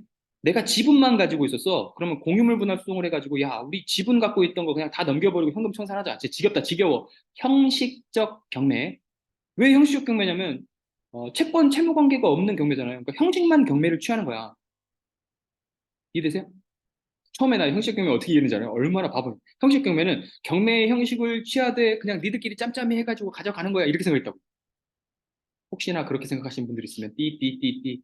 경매인 건 똑같은데 원래 채권 채무를 통해서만 경매에 넘어오는 게 정상인데 채권 채무 관계가 없잖아요. 공유물 분할은 아무도 돈을 빌리고 준 사람이 없잖아요. 그런데 경매에 넘어왔잖아. 그러니까 형식적 경매라고 부르는 거예요. 이해되세요? 좋아요. 좋아요. 그런데 그렇게 경매에 넘길 수 있는 권한이 근저당만 있는 게 아니고 은행이 갑자기 사정이 너무 어려운 거예요. 그래서 빨리 현금 순환을 시켜야겠어. 특히 새마을금고 같은 이금융권에서 많이 나는데 1금융은 이런 일이 없어요, 거의. 이금융권에서 요 부실 채권을 빨리 현금화 시키고 싶었고 유동화 회사라든지 대부업체 같은 데다가 팔아버리는 거야. 뭘 파냐면 집을 못 팔지 자기가 갖고 있는 근저당 권을 파는 거예요. 오케이? 지금은 개인은 살 수 없게 돼 있습니다. 법이. 물론 잔고증명만 있으면 되기 때문에 개인이 3억 이상 가지고 있다 혹은 5억 이상 가지고 있다는 잔고증명을 잠깐 해가지고 그걸 첨부한 다음에 대부업체 법인의 그 허가를 받아가지고 대부업체를 만든 다음에 살 수 있어요.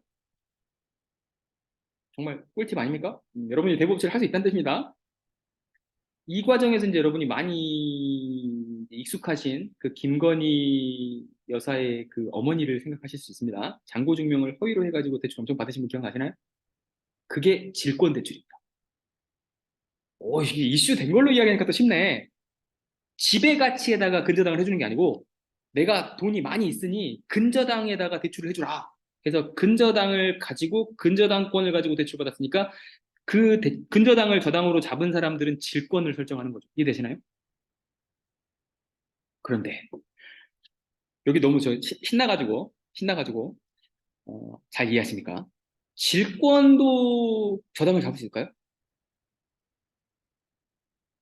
예, 지금 논리상으로 추정해 왔으니까 질권도 이제 가능할 것 같죠? 예. 그걸 뭐라고 부르냐면 근질권이라고 불러요. 그러니까 여러분이 등기부를 볼 때 질권이 있으면 근저당의 저당이고 질권의 저당은 근질권이라고 생각하시면 됩니다. 쉽나요? 아, 이렇게 쉽게 이야기하기가 쉽지 않을 거예요. 제가 되게 많이 고민했어요. 친구의 친구로. 좀 더 이해되시죠? 그러면 근질권은 뭐냐면 친구의 친구의 친구인 거예요. 진짜 남이야. 맞죠? 그 사람이 내 재산에 함부로 손을 댈 수 있습니다. 그런 거래 시장이 실제 일어나고 있다. 이제 이거 이해되세요? 근저당부 채권 질권 설정. 와, 이 말이 보이시면 이제 여러분 근저당권 설정한 거에 부번, 11을 본번이라고 합니다. 순위번호에 이렇게 다시를 안 붙인 게 본번, 다시를 붙이면 부번. 부번의 기록 목적은 본번에 대한 설명이거나 본번에게 다른 권리 관계가 있을 때 붙여주는 겁니다. 이걸 어디서 많이 붙냐면 지금 임대를 많이 주신 분들은 임대사업자 등록이 의무화가 돼가지고 임대사업하는 물건이라는 거에 부번 등기 설정을 의무로 하게 돼 있습니다. 그래서 근저당 설정이 아니고 전세를 줬다, 월세를 줬다 그러면 전세 주고 난 다음에 부번으로 이 사람은 임대사업자다라는 걸 붙이게 돼 있어요. 의무화 시켜놨어. 이거 좀 없어졌으면 좋겠어요. 진짜 없어졌으면 좋겠어요. 진짜 짜증나는 절차잖아요. 그죠? 이제 이게 보이세요? 보이시면 이건 어떻게 되냐면 근저당권 설정해 놓은 요거에다가 그러니까 MH 파이낸스 대부가 근저당권인데 이 얘가 돈을 메리츠 캐피탈에서 빌려가지고 얘한테 빌려준 겁니다. 혹은 얘한테 돈을 먼저 빌려주고 요 근저당을 담보로 메리츠 캐피탈에서 다시 돈을 빌린 겁니다. 이거 이해되시나요? 오케이. 그러면 사채업자는 돈 돌리기라고 하는데 돈을 이렇게 돌리는구나라는 느낌이 오십니까? 네. 사채업자는요, 다른 사채업자한테 돈을 빌려가지고 돈을 빌려주고 그 차액을 먹는 사람이라고 생각하시면 됩니다. 그래서 하이에나로 표현을 하는 거예요. 자기 자본이 있는 게 아닙니다. 나쁘다고 할 수는 없어요. 이걸 쓴 사람이 잘못이지 뭐 사채업자가 뭔. 아, 또 개인적인 판단이 있으신 분들한테 죄송합니다. 자본주의는요, 뭐 나쁘다 좋다가 있겠습니까? 차갑습니다. 중립적인 의미입니다. 그래서 전창환 지분 보십시오. 이렇게 경매에 여러 번 넘어갔죠. 남편이 자꾸 사고를 칩니다. 그리고 사채를 끌어다 쓰죠, 지금 점점. 처음엔 카드였는데 두 번째 사채네요. 그러다 보니 임의경매에 넘겨버리고요. 그리고 다시 가압류 됐어요. 어떻게든 해결하려고 애를 썼나 봐요. KB캐피탈 왔네요. 다시 한번 또 경매가 넘어가요. 지키려고 했네. 그러다가 이번에 완전히 넘어온 겁니다. 전체 지분. 이제 어떻게 경매가 진행되고 있는지 그런 느낌 아시겠어요? 버티고 버티다 넘어온 물건이 입지 좋은 물건. 그 다음에 많이 가지고 있는 다주택다가 제일 못생긴 것부터 정리해버리는 게 입지 안 좋은 물건이라고 생각하시면 너무 너무 큰 일반화긴 한데 대체로 그렇게 생각하시면 됩니다. 그러니까 많이 갖고 있는 사람은 버릴 때 뭐부터 버리겠나요? 가장 안 좋은 것부터 안 이쁜 것부터 버리겠죠. 근데 너무 좋은 지역이 나왔어. 그러면 그건 뭐냐면 지키고 지키고 지키려다가 이렇게 지키고 지키고 지키려다가 넘어간 거야. 이해되시죠? 오케이. 지금 거래가 10억대 되고 있습니다. 9억대까지는 안정적으로 되네요. 그런데 지금 신건이 7억 8천에 났단 말이죠. 신건에 낙찰이 될 것 같아요. 그런데 현금이 많이 들어. 물어봤더니 저기 리모델링 진행된다고 해서 전세가 지금 구할 수가 없나 봐요. 9월에 지금 들어오긴 들어왔는데 이게 전세를 곧 전세를 못 주게 되나 봐요. 리모델링 하려면 공사하려면 나가야 되잖아 사람이. 그러니까 비워줘야 되니까 이건 현금이 순현금이 들어가야 되잖아요. 그죠? 아마 리모델링 하면 그 업체에서 지금 들어온 사람이 있기 때문에 요거를 대환대출 해주는 그런 서비스까지는 해줄 것 같습니다. 조합이 그 정도는 안 해주면 이거 추진하기가 어렵지. 그래서 그런 차익을 보더라도 한 5억대에서 자기가 7억 8천에 받으면 한 3억, 4억 이상 있어야 돼요. 그러니까 경매는요, 자기가 실투자로 들어가는 돈이 3억 넘어가기 시작하면 경쟁자가 좀 사라집니다. 재밌는 일입니다, 이거. 아시겠죠? 3천이나 5천 정도 실투자 들어간다. 이렇게 되면 경쟁 엄청 심해요. 16대 1 기본입니다. 많게는 70대 1 들어가요. 아파트 같은 거 특히 그렇습니다. 그 다음, 7억 8천으로 계산을 한번 해봤어요.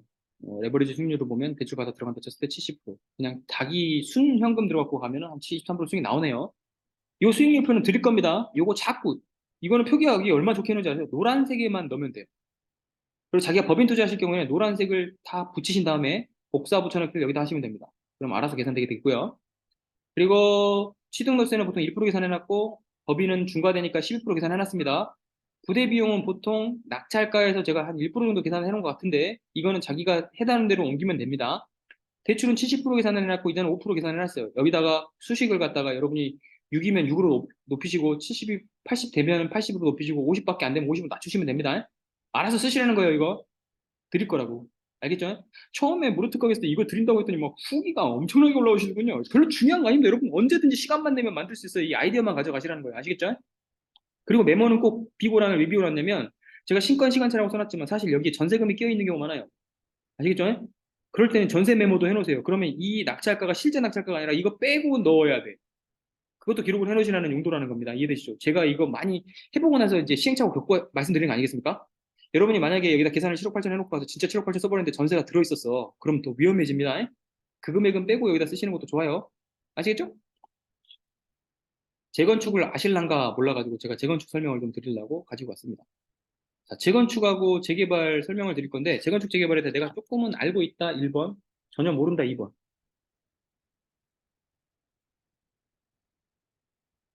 네, 2번이 맞네요. 그렇고 1.5, 1.5는 뭐지? 1.5는 알 듯 말 듯. 1.5도 있고. 예. 그러면 그럼 이렇게 물어보겠습니다. 재건축, 재개발을 사본 적이 있다. 1번, 2번. 아, 다 2번. 사보진 않았다. 공부는 했는데 사보진 않았구나. 오케이, 오케이. 그럼 설명하기 좋아요. 그러면 다 초보라고 생각하고 설명드릴게요. 이걸 듣고 나시면 여러분이 이제 어떻게 되냐면, 아, 많이 공부할 필요는 없구나. 많이 공부하고 디테일까지 다 외우고 사람들한테 설명할 수 있는 건 그냥 내가 하면 되는 거구나. 우리는 어떻게 하면 된다? 어느 시점에 사면 수익이 가장 높고 어느 위험을 고려하면서 가야 된다만 보면 된다. 이 정도면 되겠죠?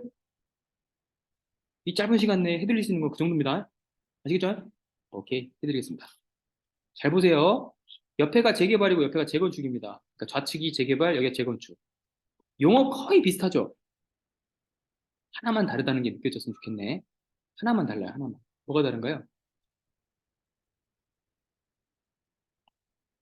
뭐가 달라 보여요?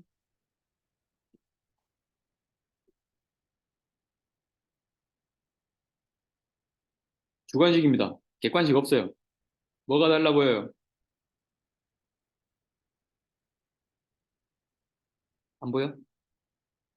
이거 하나 달라요, 이거. 안전진단 하나 달라요, 안전진단. 이해되시죠?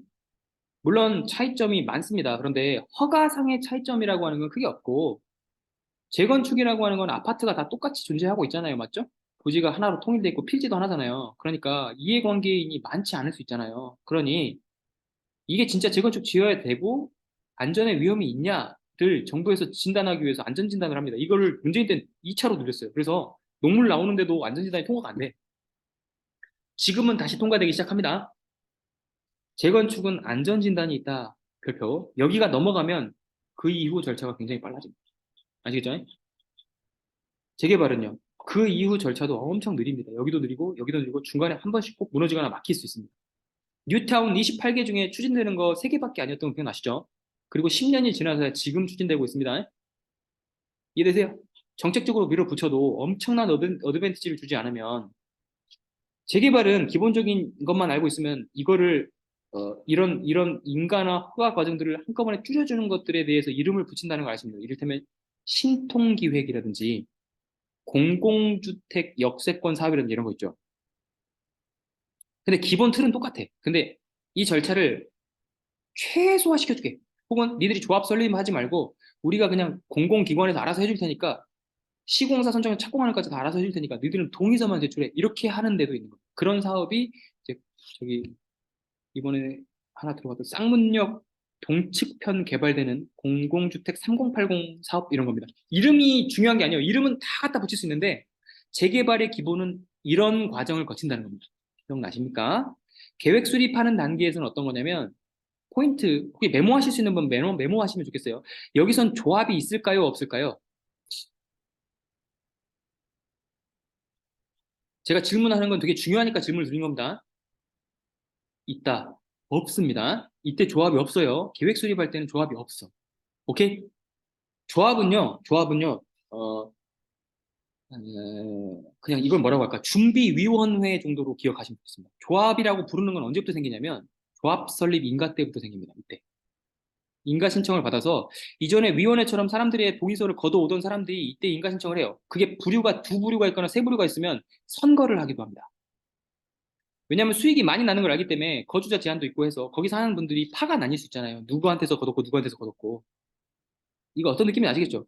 우리는 보통 총대 매주길 바라지만 총대 매고 싶은 사람들이 많은 집도 있는 거 아닙니까? 오케이? 예. 그러면 그때 그 여러 조합들 중에서 한 개를 확정 지어가지고 인가를 해주는 겁니다. 국가기관에서, 지자체에서. 오케이?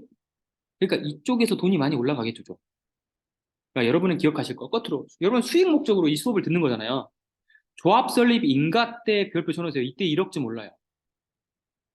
어디 기준으로? 서울 수도권 기준으로. 수도권 외곽 지역 뺍니다. 서울 기준은요, 여기서부터 올라요. 여기서부터. 동의서 걷고 있을 때부터. 그런데 구별하셔야 될 건, 동의서를 보통 그림 그린다라는 표현을 많이 쓰거든요. 화가들이 들어왔다. 정비구역 그림 그려가지고 멋지게 설계 도면 뽑아낸 다음에 사람들을 혹하게 만든 다음에 그냥 그 돈 받아 튀는 사람들이 있어요. 아시겠죠? 이 단계는 조금 기다려볼 곳이긴 하다. 그럼 이 단계에서 조금 더 괜찮아지는 곳은 어디냐? 주민 공람이 된다는 건 지자체에서 받아들이고 있다는 뜻이거든요. 공람이라는 게 나오면 동의서 걷어가지고 신청을 한 거거든요. 공람이 되기 시작하면은 좀 바람이 불고 있다. 많이 오르지는 않습니다. 서울 같은 경우에는 제가 청파를 2개를 투자를 했거든요. 용산 지역에. 근데 이때만 해도 지정고시가 나오기 전인데 이미 이때만 해도 지금 투자한 지 2년 만에 수익이 1억 6천에 상해 3억 8천에 팔았으니까 2억 2천 수익이 난 거죠. 물론 48%를 세금으로 내긴 했습니다만. 그러니까 서울 지역의 핵심 급지는 2단계에서도 1, 2억을 먹을 수 있습니다. 세금 내고도. 오케이? 아, 이런 확신을 좀 가지시라고요. 아시겠죠? 주민 설명회까지 열었다. 그러면 이제 정비구역 지정고시 하는 건 뭐냐면 여러분이 토지 이음 지도 아시죠? 지적도 같은 거 볼 줄 아시나요? 1번 볼 수 있다, 2번 볼 수 없다, 2번. 1번, 2번, 1번이 섞여 있네, 이건. 여러분은 토지 용도를 아시고 오늘 메모하세요.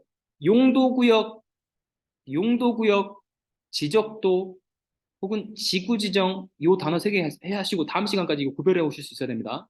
이거는 네이버 찾아보셔도 되고 토지 이름 계속 분석해 보시면서 용도 지역 보시면서 도시 지역 내 1종, 2종, 3종, 준주거, 공업지역, 상업지역 이런 게 왜 분류되어 있고 거기는 재개발 발표가 나면 왜 여기는 뻥 튀는데 여기는 가만히 있고 이런 거를 알아보실 수 있는 기초 자료가 이를테면 알파벳 같은 거라고 생각하시면 됩니다.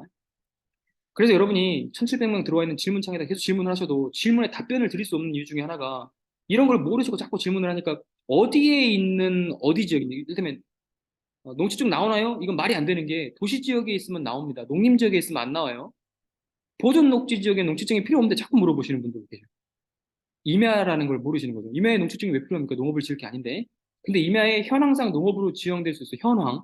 현황을 기준으로 또 지자체에서 판단을 하기도 합니다. 이건 전화를 해보셔야 돼. 내가 하는 게 아니야. 지자체 주무관이 전화를, 그 판단을 내는 겁니다. 취득세 같은 거 할 때. 그래서 취득세 주무관에 우리도 전화를 합니다. 우리가 판단을 하지 않고요. 도로 들어가고 싶어. 근데 그 위에 어설프게 건물이 하나 올라가 있는 것 같거나 인근 지역에 건물이 밀접해갖고 하나 접해 있는 게 있는 것 같아. 그럼 전화합니다. 토지 소유 관계는 모르겠으나 이게 도로로 어떻게 분할되어 나오는 과정인지 모르겠거든요. 이제 과거에 역추적을 좀 해주셔가지고 도로에 이게 지금 주택수에 산정이 되는지 아니면 대지인지 도로인지 취득세 부과를 어떻게 하실 것인지를 좀 알려주세요라고 하면 주무관이 되게 짬이 있으신 분이면 도로를 할 거예요, 대지로 할 거예요 이렇게 얘기하고요. 신입이면 목소리가 애때 보이잖아, 20대 같아. 그러면 저 알아보고 전화 드릴게요라고 합니다. 3, 4시간 뒤에 전화 다시 옵니다. 우리도 이렇게 하고 있는데 여러분이 질문으로 그냥 때우려고 하시면 안 됩니다. 아시겠죠? 취득세 주무관은 생각보다 많은 인허가권을 가지고 있습니다. 다시, 다시 돌아옵니다. 정비구역 지정, 이 말 아셔야 되고요. 정비구역 지정은 그냥 정비 빼버리면 구역 지정이죠, 구역 지정.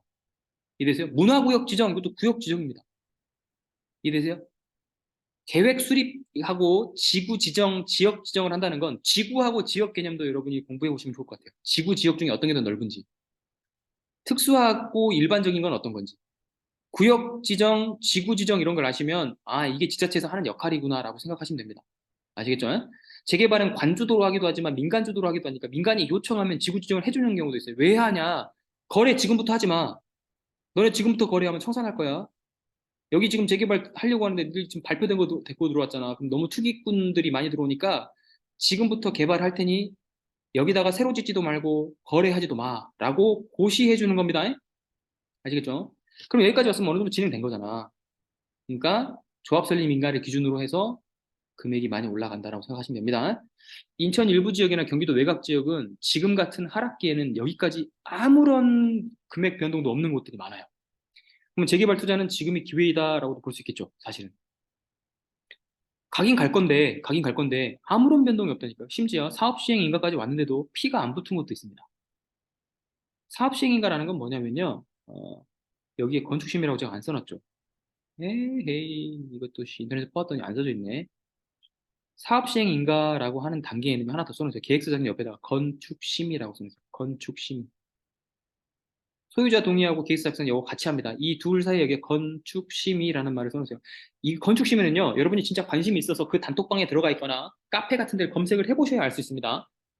왜냐하면 사업시행 인가는 발표를 관해서 하지만 건축심의는 발표를 하진 않거든요. 근데 건축심의가 났다는 건 그냥 거의 끝까지 온 거라고 생각하시면 돼요. 그게 이제 물러질 가능성은 없어요. 돈도 많이 들어갔고. 돈은 어떤 식으로 내냐? 나는 돈을 낸 적이 없는데? 시공사가 미리 들어와 가지고요. 뭐 삼성이든 대우든 선택되는 거 많이 보셨을 겁니다. 플랜카드 이렇게 붙어 있죠. 이 뭐 상대원 3구역은 대우 푸르지오의 선택을 받아서 너무 감사합니다. 이 조합원 여러분 뭐 이런 거 붙어 있단 말이에요. 이분들이 들어와서 미리 1,000억이든 2,000억이든 땡겨갖고 주는 거예요. 미리 돈을 쓰는 겁니다. 그분들이.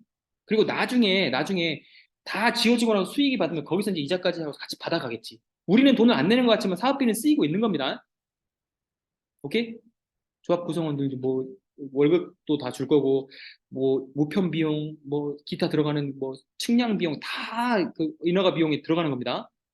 그런데 건축 심의까지 끝났다라고 하면 진짜 집을 지어도 돼. 너희들 환경 영하 평가도 다 받았고 도로도 다 될 거야. 괜찮을 거야라고 해주는 거예요. 거의 다 온 거예요. 아시겠죠? 이때 인리역 튑니다. 조합 설립 인가 때 빼고 사업 시행 인가는 너무 확정적이잖아요. 이때는 거의 이제 돈이 분양가랑 비슷해지니까 건축 심의 때 들어가시는 분들이 돈을 많이 벌어요. 아시겠죠? 그 다음에 나는 너무 확실한 게 좋아. 나는 진짜 화끈한 게 좋거든. 난 성격 좋아. 난 성격 화끈하거든. 기면 기고 아니면 아니야. 관리 처분인가는 이제 확실해진 겁니다. 땅을 밀었기 때문에. 땅을 밀어도 돼. 이런 뜻이거든요. 이제 2주 다 끝나고 막 장난 아니에요. 이미 조합원 분양은 했고요. 일반 분양하기 전에, 뭐 일반 분양하기 전에 땅을 대지로 만드는 거예요. 싹 밀어버리고. 그러면 이주 계획도 생길 거고, 이주자들한테 이주자 대출도 해줄 거고, 막 그런 상황이 생기거든요. 관리처분 인가까지 났으면 이제 아파트가 될 거라고 확정됐기 때문에 실제 분양가하고 큰 차이는 없을 거라고 생각하시면 됩니다. 물론 이때도 이제 시기가 좋으면 1, 2억 차이가 나요. 제일 안전한 건 이때다. 그런데 현재 재개발 상황으로 보니 관리처분 인가까지 간 지역도 그러니까 거의 다 온 지역도 피가 별로 안 붙어 있는 지역도 있더라. 원래 여기서 1억씩 붙여갖고 와서 여기서 2억이 높아져야 맞거든요. 최소입니다. 서울은 여기까지 오면 한 6, 7억 붙어 있어요. 신촌이나 뭐 마포 이런 데 들어갔던 건 여러분들 기억하실랑가 모르겠는데 이때 그냥 기본이 뚜껑피가 6억, 7억 했어요. 뚜껑이라고 하는 건 토지 지분이 1도 없는 겁니다. 추가 분담금 다 내야 되는 것들. 이해되세요? 예. 이게 제일 안정적이다. 그 다음에 착공 직고는 이제 2, 3년 걸립니다. 여기서부터 여기까지 최소가 10년. 많게는 20년까지 걸려요. 재건축은 한 8년, 9년 걸립니다. 이건 거의 이해관계인이 적기 때문에 그런 거죠. 차이점 아시겠죠? 여기까지 설명했는데 여러분이 주요 포인트 잡을 건 뭐였다? 용어. 서울 핵심 급지에 들어가는 건 예외다, 그건. 그건 초반부터 그냥 말만 나오기 시작해도 오르니까. 동서 건너서 소리만 들리면 올라요, 그냥. 빼고. 일반적으로는 조합 설립인가, 사업 시행인가 사이에 남들에게는 가려져 있는 건축 심의라는 용어 기억하시고, 관리 처분인가는 확실해졌다. 기억하시면 될 것 같습니다. 그리고 이 사이에 조합원 분양이 일어납니다. 조합원 분양. 여러분이 일반 분양이라고 부르는 거, 그 사람들이 그 청약홈에서 신청하는 거, 그거는 나중이에요, 나중. 나중. 착공하는 그 시점쯤이에요. 삽들 때. 그 전에는 조합원 분양이라 해서 일반 분양보다 한 1억 정도 가격이 낮게 분양을 먼저 해줍니다. 그리고 최대한 혜택을 좀 발코니라든지 뭐 가구라든지 모든 혜택을 다 줘요. 그러면 진입할 타임을 또 한 번 언제 노릴 수 있냐면 관리처분인가 다음에 사업이 완료되고 준공검사한 다음에 입주하죠. 입주장 때 갑자기 물량이 폭발하잖아요. 이건 둔촌주공 때도 마찬가지였습니다. 그때 조합원들이 던지는 사람들이 많아요. 이 사람들은 싸게 이미 분양을 받았기 때문에 이때 가격에 던진다고 해도 큰 차익이 났어요, 이미. 그래서 일반 분양가하고 큰 차이가 나는 그런 물건들이 나오기 시작하는데 조합원 물량을 준공하고 나서 입주장 때 받는 것도 방법입니다. 좋은 지역에. 이해되세요? 용어 이제 다 외웠죠, 그러면? 조합 설립인가? 사업 시행인가? 건축 심의, 관리 처분인가? 입주장. 입주장. 오케이? 예, 넘어가 보겠습니다. 그럼 이제 이게 보이실 거예요. 이거 표는 그대로 뒀어요. 재건축은 뭐만 달라요? 안전진단만 좀 다르죠. 안전진단만 좀 다르죠. 그리고 빨라요? 느려요? 재건축은 훨씬 빨라요. 일단 환수하고 세금을 떼가기는 어디가 좋을까요? 재건축이 좋죠. 재건축은 아파트 가격이 지금 실시간으로 공개가 돼 있잖아요. 당연히 여기가 좋지. 재개발은요. 뭐 빌라하고 근생주택하고 상가하고 단독주택하고 다 다르죠. 뭐에다가 세금을 매길 겁니까? 굉장히 어렵습니다. 거주 의무를 여기 주기 쉽죠. 여기는 그런 제한까지 줘버리면 안 할 거야, 아마 추진이. 조합원지의 양도 제한이라고 하는 거는 이제 규제를 주는 겁니다. 재건축은 속도가 꽤나 빠르다 보니까 조합 설립 인가가 되면 그때부터 조합원의 지위를 팔거나 양도를 할 수가 없어. 그래서 이때는 어떤 물건이 주로 나오냐면 조합원 지위는 그대로 두고 분양 때 나한테 넘겨주는 조건으로 딱지를 넘기는 거래가 일어납니다. 이게 이제 입주권 딱지 장사라고 보통 얘기를 많이 이런 걸 해보신 분들은 잘 없을 거라고 저는 믿어요. 이런 거 하시는 분들은 명의는 그 사람이 그대로 갖고 있는데 이면 거래를 해가지고 나중에 이제 분양 받으면 가져오는 형태를 띄어요. 좀 위험하죠? 그 사람이 마음 바뀌면 좀 위험해집니다. 안 하시는 게 좋고요. 그런데 이제 그게 싸지. 관리처분 인가 후에 이제 조합원이 양도장애 생기니까 이건 상당히 오랜 시간 동안 오르는 시기를 가져갈 수 있는. 재개발은 그래서 이 초기 투자 때 들어가신 분들은 관리처분쯤에 털고 나오신 분들도 많아요. 이때가 한 10년 걸리는 경우도 있기 때문에 차익도 상당히 이때 많이 납니다. 그리고 임대 공급은 권장인 건 자기 사적 소유물이기 때문에 그런 거고 재개발은 기부 체납이라는 조건으로 뭐 주차장을 짓기도 하고 송파 헬리오시티 재건축이지만 그거는 같은 경우 기부 체납으로 송파 책박물관이라는 거랑 주차장을 같이 줬죠. 200석도 뭐. 제 지금 본관의 인근에 있는 그런 지역입니다. 그래서 둘 다 어차피 띄워주긴 띄워줘야 돼요. 그런데 이제 임대 의무가 있냐 없냐의 의무적인 차이가 있어서 재건축 같은 경우에는 이제 자기들끼리만 세상에서 살고 싶은 경향이 좀 많잖아요. 그래가지고 임대주택을 좀 많이 안 넣고 싶어 하는 경향이 강해요. 그런데 이제 용적률을 좀 높여준다거나 아파트를 더 높게 해서 사업성을 좀 높게 해준다거나 하는 그런 당근 정책들이 또 있기 때문에 정책에 따라 달라집니다. 그리고 여러분이 송파 헬리오시티 같은 경우는 입주장 때 되게 엄청 고생을 했던 단지인 건 여러분도 알고 계실 거예요. 송파 헬리오시티는 임대를 소셜 믹스라는 제도를 도입해가지고 임대 동을 따로 구분하지 않고 각 동의 임대 주택을 섞었어요. 그런 또 독특한 제도를 또 취하기도 합니다. 이게 정책별로 굉장히 달라지는 규제입니다. 그다음 간단히 또 비교를 해보자면 이런 비교들이 있습니다. 뭐 내일 올라올 거기 때문에 이거 복습해서 여러 번 돌려보세요. 사업지수가 상당히 빠르고 상대적으로 느리다는 것만 좀 차이가 있다고 생각하시면 되고요. 그다음에 실투자 그램이 재개발이 훨씬 적다. 이렇게 생각하시면 좋을 것 같습니다. 아시겠죠? 비례율이라는 개념도 별표. 비례율은 여러분이 무조건 아셔야 돼요. 이건 계산을 할 수 있어야 됩니다. 부동산에 가서 비례율을 물어보면, 그거는 사업 시행인가쯤 돼봐야 알죠. 왜냐? 종호자산이라는 말은 뭐냐? 사업 다 해보고 분양하고 남은 가격을 생각하는 겁니다. 근데 분양가를 시행사가 정했을 때 그게 의미가 있는 거잖아요. 그러니까 나중에 가서 알 수 있는 거야. 근데 우리는 추정해보는 거지. 어떻게 추정하냐? 인근에 신축 아파트들이 거래되고 있는 가격들이 있을 거니까 분양가는 거기에 맞춰가지고 정하거든요. 그러니까 거기에다가 사업비를 한번 빼보는 거예요. 그리고 100 곱해보면 추정 비례율이 한 120, 130 된다. 그러면 괜찮습니다. 그러면 자기 아파트 가지고 있는 토지 대비 100이 되는 거면 1대1이니까 돈을 안 내도 돼. 그런데 보통 이제 자기가 빌라 같은 거 가지고 있으면 평수가 적잖아요. 내가 한 12평이라고 토지 물고 있는 거는 5평, 6평이 될 거 아닙니까? 그러면 이제 나머지 차익만큼 돈을 내야 되겠지? 그런데 얘가 만약에 사업성이 너무 좋아서 170, 180 혹은 200이야. 그럼 내가 권리가액으로 받은 권리가액이라고 하는 게 아이고 여기 안 나와. 권리가액이라고 하는 게 자기 집을 감정평가 해가지고 정해준 돈이라고 생각하시면 됩니다. 이를테면 나는 3억을 주고 샀어. 근데 권리가액이 3억이 되는 게 아니에요. 재개발 지역을 3억 주고 사면은 보통 권리가액은 초기에 샀을 경우에 권리가가 한 1억 5천, 1억 6천 됩니다. 절반 정도 돼요. 그러면 비례율이 한 200 됐다. 그러면 난 권리가액이 1억 5천이니까 사실 조합원 분양가가 3억대나 4억대가 되면 낼 돈이 거의 없게 되는 거예요. 분담금이. 자기 분담금 있는 거는 다 아시죠? 그 분담금 계산을 비례율로 하는 겁니다. 이거 이해되시나요? 그래서 수치가 높아지면 높아질수록 좋다. 오케이?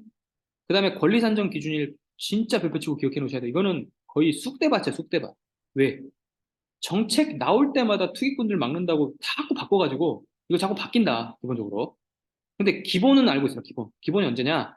권리 산정에 대한 기준일은 뭐냐면 네가 입주권을 받을 자격을 언제부터 줄까라고 하는 겁니다. 재건축은 안전진단을 기준으로 보통 주는 편이에요. 그리고 재개발은 정비구역 지정일을 보통 기준으로 줍니다. 그런데 이거 자꾸 바뀌어요. 이건 확인하셔야 돼. 공공주택 해가지고 신속통합 해줄 때는요, 권리산정 기준을 임의로 설정합니다. 아시겠어요? 정책 발표일로 설정해버린 경우도 있어요. 오세훈 시장 같은 경우는 신통기획할 때 작년 22년 1월인가로 설정해버렸죠. 투기과열지구 지정하면서. 그러니까 이건 알 수 없어. 근데 기본은 알고 있어. 기본은 정비구역 지정일, 안전진단일 이 정도. 오케이? 예. 혹은 재건축 같은 경우는 안전진단이 좀 빠른 편이고 그거는 분쟁이 좀 수정한 거고 원래 안전진단보다 좀 뒤려면 조합 설립 인가일 이런 정도. 이거는 각 조합 정관을 읽어보시고 여러분이 투입하고 돈을 투입할 그런 곳에 정관을 보시고 들어가셔야 됩니다. 이건 달라져요. 아시겠죠? 그다음에 건축심의 얘기했던 건 이때가 엄청나게 돈이 좀 많이 오르는 시기이기 때문에 제가 말씀드린 겁니다. 그다음에 제가 안전진단과 주거정비지수 이야기를 드리는 건 이유가 뭘까요? 안전진단은 재건축 용어고요. 재건축 용어고 안전진단과 비슷한 재개발 용어가 주거정비지수라는 용어입니다. 무슨 말이냐? 주거정비지수제라고 하는 거는 이 지역의 노후도, 주택이 노후화돼가지고 시설이 엄청 안 좋을 수 있잖아요. 노후도와 이 지역의 노후도와 그 다음에 소방차 같은 것들이 진입시설이 불가능한 그런 도로시설의 기반시설 미비 이런 것들을 점수로 다 환산을 하는 거예요. 그래가지고 이 주거정비 지수가 높을수록 먼저 재개발 지역으로 허가를 해주는 겁니다. 그래서 다음 시간 공부 용어에 또 하나 추가해 드릴게요. 주거정비 지수제 계산법만 좀 보고 오세요. 계산법을 알고 여러분이 자동으로 해주는 곳을 보셔야 돼요. 주거정비 지수제 계산법을 보신 다음에 두 번째는 정비몽땅은 서울시에서 제공하는 거고 어플 중에서 밸류맵인지 디스콘지 잘 기억이 나진 않습니다만 노후도를 찍어볼 수 있는 어플이 있어요. 밸류맵이나 디스코 둘 중에 하나일 겁니다. 아니면 네이버에다가 주거정비 지수 측정 어플 뭐 이렇게 쳐보세요. 뭐 어플에 들어가시면 그 지역 버튼을 띡 누르면 그 지역 주거의 노후도가 옆에 나와요. 오래될수록 빨간색으로 나옵니다. 밸류맵인가요? 오씨 해보신 분이 있어. 그래요? 기억이 안 나. 어떤 걸 찍어 하도 많은 걸 찍어보니까 기억이 잘 안 나네요. 그래서 두 가지를 좀 해보고 오세요. 그래서 주거정비 지수가 계산법을 알고 그 주거정비 지수 계산을 해가지고 높게 나온 지역들을 선정해가지고 빌라를 들어가시는 거는 추천입니다. 특히 서울 지역. 서울 지역이 아직 싼 지역이 많습니다. 이를테면 연남 재개발 들어가는 거 피 다 떨어져죠 지금. 마이너스 2억 막 이렇게 되는 것 정도에서 그 피가 그냥 거의 안 붙어 있는 경우가 있어요. 근데 연남 역세권 개발은 추진될 거거든요. 그래서 마포 홍대 쪽이 지금 그쪽에 추진되고 있는 연남 쪽이라든지 그다음에 가좌 쪽, 가좌 역세권 개발 쪽 이쪽도 지금 여러분이 검토해 보시면 좋을 것 같아요.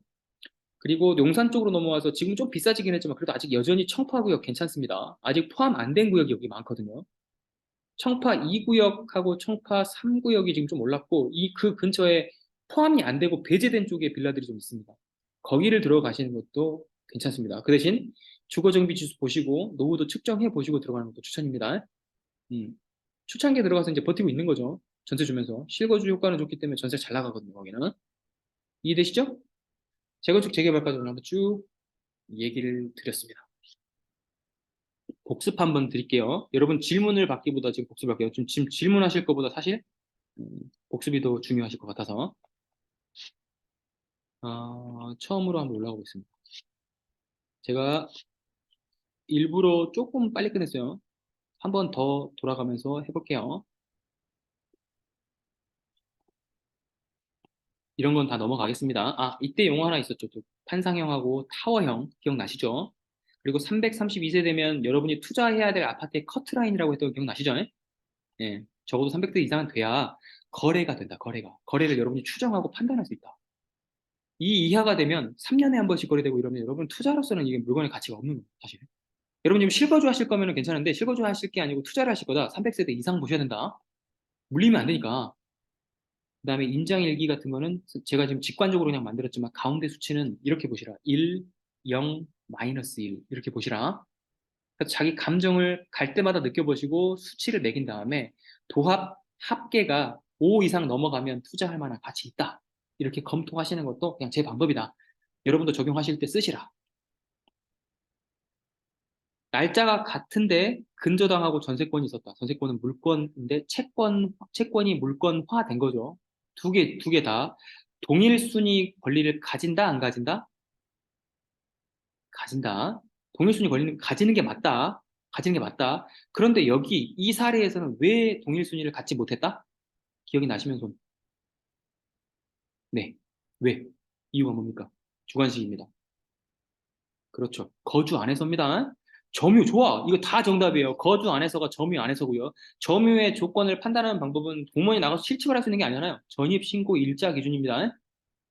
전입신고가 안 돼 있었잖아요.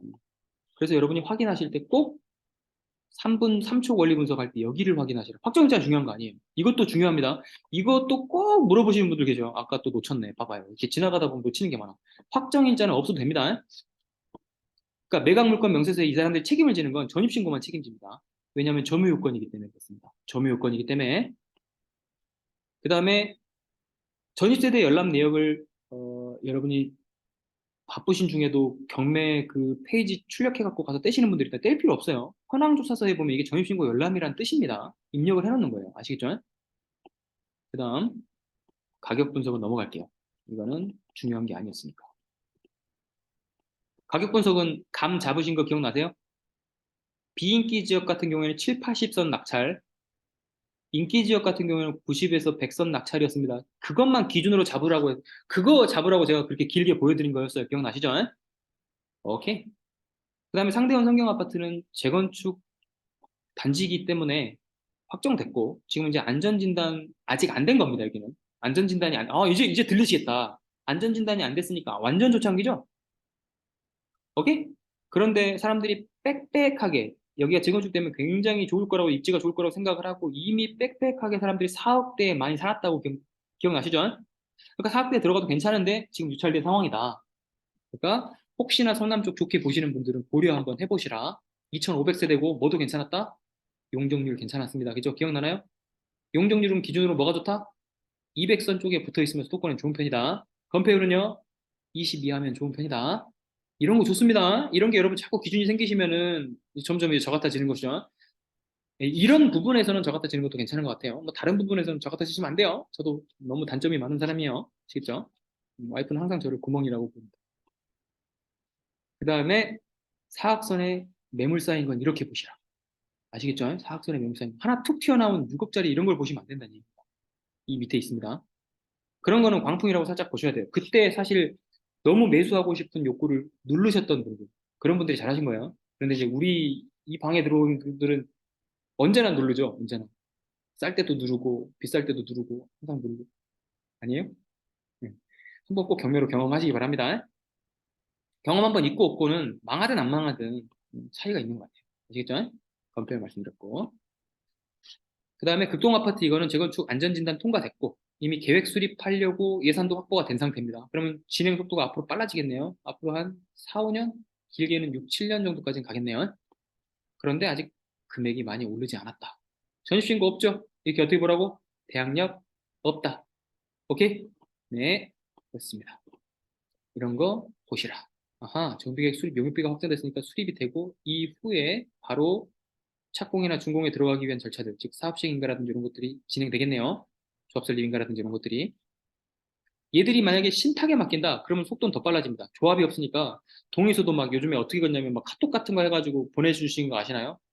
뭐 아파트 알림이 같은 거 여러분 받아보신 분들은 무슨 건축할 때 뭐 페인트 칠 같은 것도 투표로 이렇게 하는 거 아시나요? 다? 네, 아파트 알림 쓰시나? 그런 거 써보시는 분들은 신탁사가 하면 그런 걸 하신다는 걸 알게 돼요. 편지 주고받고 하는 게 시간 엄청 오래 걸려요. 저희 회사도 지금 제가 들어와서 전자본인 서명으로 다 바꿔버렸거든요. 제 최고의 업적인데 그전에는 여러분 어떻게 하셨냐면 도장 맡겨놓고 막 저기 뭐 인감증명 왔다 갔다 하고 뭐 잠깐 쓸 일이 있으니 보내달라 하고 장난 아니었죠.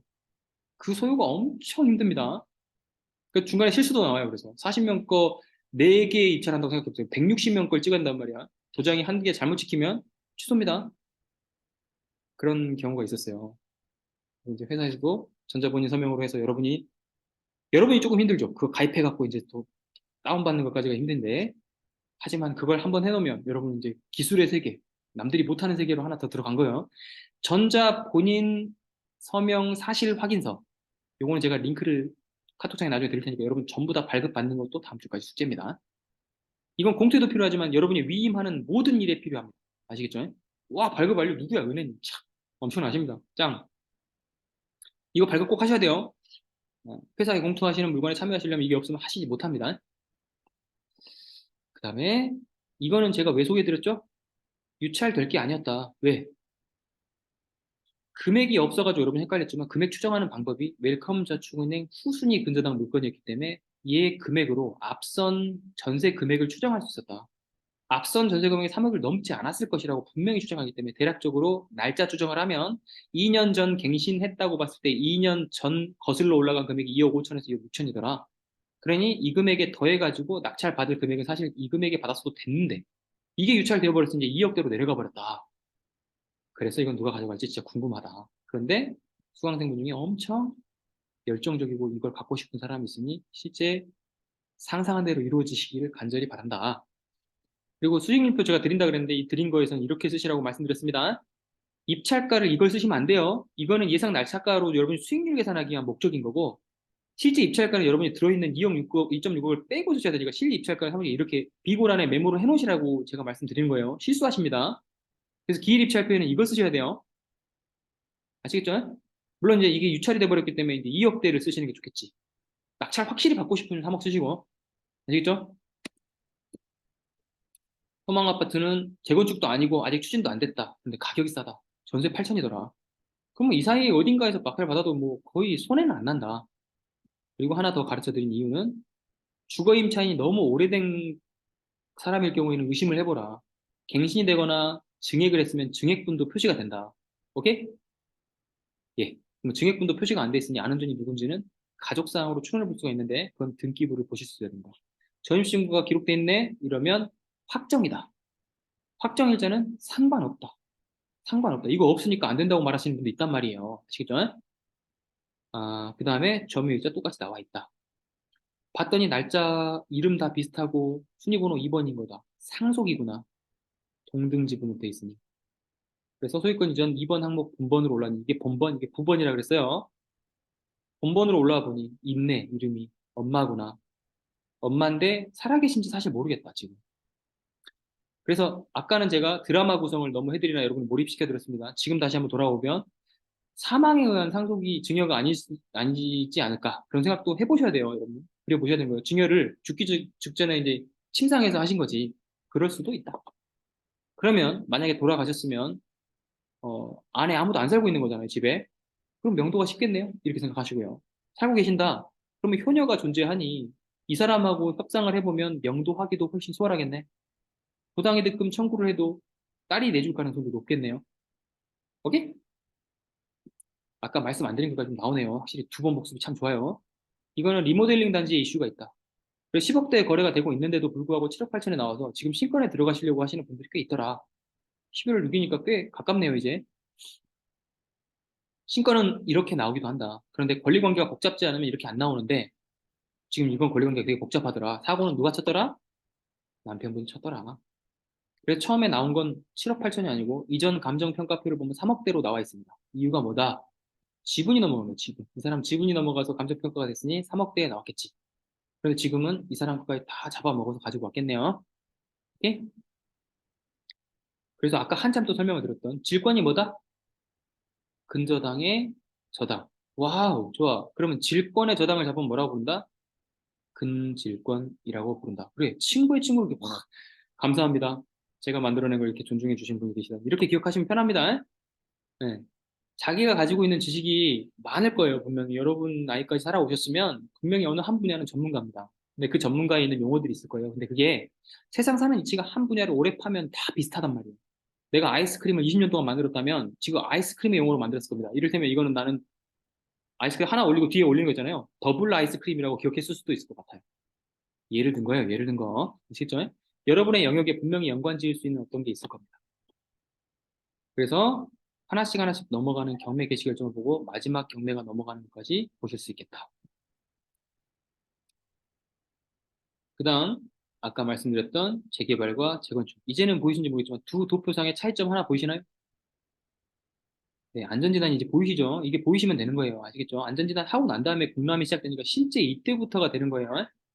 보통은 정비구역 지정일을 권리산정 기준일로 삼습니다만 안전진단으로 땡겨버리니까 사실 재개발, 재건축이 될지 안 될지도 모르는데 나는 이 물건을 팔 수 없네 라는 상황이 돼버린 거죠. 예전 정부 정책이 조금 무리수였다고 보는 게 이런 겁니다.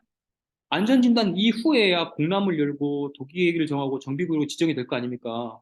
재건축이 될지 안 될지도 모르는 상태에서 난 내 집을 팔 수 없어. 재산권의 제한이 너무 심하죠? 헌법 소원 신청 들어갈 만 합니까? 안 합니까? 하죠? 들어갔겠죠? 그래서 그거 지금 취소된 것 같아요. 정확히 알아보진 않았습니다만 재건축 단지들 많은 부분이 어, 제초한 환수법이라고 해서 재건축 초과이익 환수제가 시행됐는데 그거 일몰이 뭔지 아세요? 정책을 발의했다가 그게 희박한 가능성이 있거나 정책 실효성이 미비하다고 생각되면 없애버리는 걸 일몰이라고 합니다. 그래서 재개발도 참여가 지지부진한 공공주도 역세권 개발이라고 하는 것들이 요즘에 일몰 단계에 많이 들어가려고 해요. 오세훈 시장을 연장하려고 하는데 그러면 여기서도 마찬가지예요. 제초한 환수제라고 하는 것도 일몰될 가능성이 있고 두 번 이미 일몰됐어요. 노무현 때 나왔었는데 그 뒤에 집값 떨어져가지고 돌려줄 환수금이 없는 거예요. 그러면 재건축 아무도 안 하려고 그래. 그래서 없어졌어요. 문재인 때 다시 한번 생겼네요. 이번에 집값 폭락했죠? 다시 일몰되지 않을까요? 자연스러운 논리 귀결 아닙니까? 그래서 재건축 초과이익 환수제는 만들어진 이후로 낸 사람이 한 명도 없는 유일한 제도입니다. 20년이 됐습니다. 신기하죠? 그러니까 이쪽에 들어오시면 여러분 공부할 게 너무 많단 말이에요. 그런 건 저한테 맡기시고 여러분이 공부할 거 뭐라고요? 안전지단만 다루구나. 이거는 사실 확정되기 전에 지금 권리산정 기준일 일을 한 거니까 사실 정비구역 지정된 다음에 하는 게 맞겠다라고 생각하시는 거고 정비구역 지정 때보다 확실한 건 조합설립 인가 때다. 이때가 우리가 진입할 시점이 아닌가 하고 1억쯤 오른다.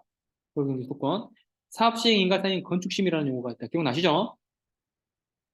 그리고 관리치분 인가는 거의 아파트가 다 된 거다. 이제 땅 밀 건데 땅 밀 때 조합원 분양한다. 근데 조합원 분양은 일반 분양가보다 훨씬 나다니 이 기회를 놓쳤다고 한다면 내가 너무 들어가고 싶은데 이 기회를 놓쳤다고 한다면 나중에 중공검사 하고 나서 입주할 때 입주장이 많은 물량이 쏟아져 나올 때 조합원 걸 사시라. 오케이? 여기까지 오셨으면 오늘 1강의 수업 목표는 달성입니다. 두 번 복습까지 해드렸습니다. 괜찮으신가요? 속도를 좀 빠르게 가고 두 번 했는데 다음 시간부터는 제가 이거 확인하는 질문을 좀 많이 드릴 겁니다. 물건 분석 스터디기도 하니까 아시겠죠? 오늘 질문 있으면 살짝 좀 질문을 받아드리겠습니다. 네, 이건 뭐지? 우리 종료를 합시다. 이거 기록 종료 어떻게 하냐? 자, 기록 종료를 어떻게 하는지를 여기 보면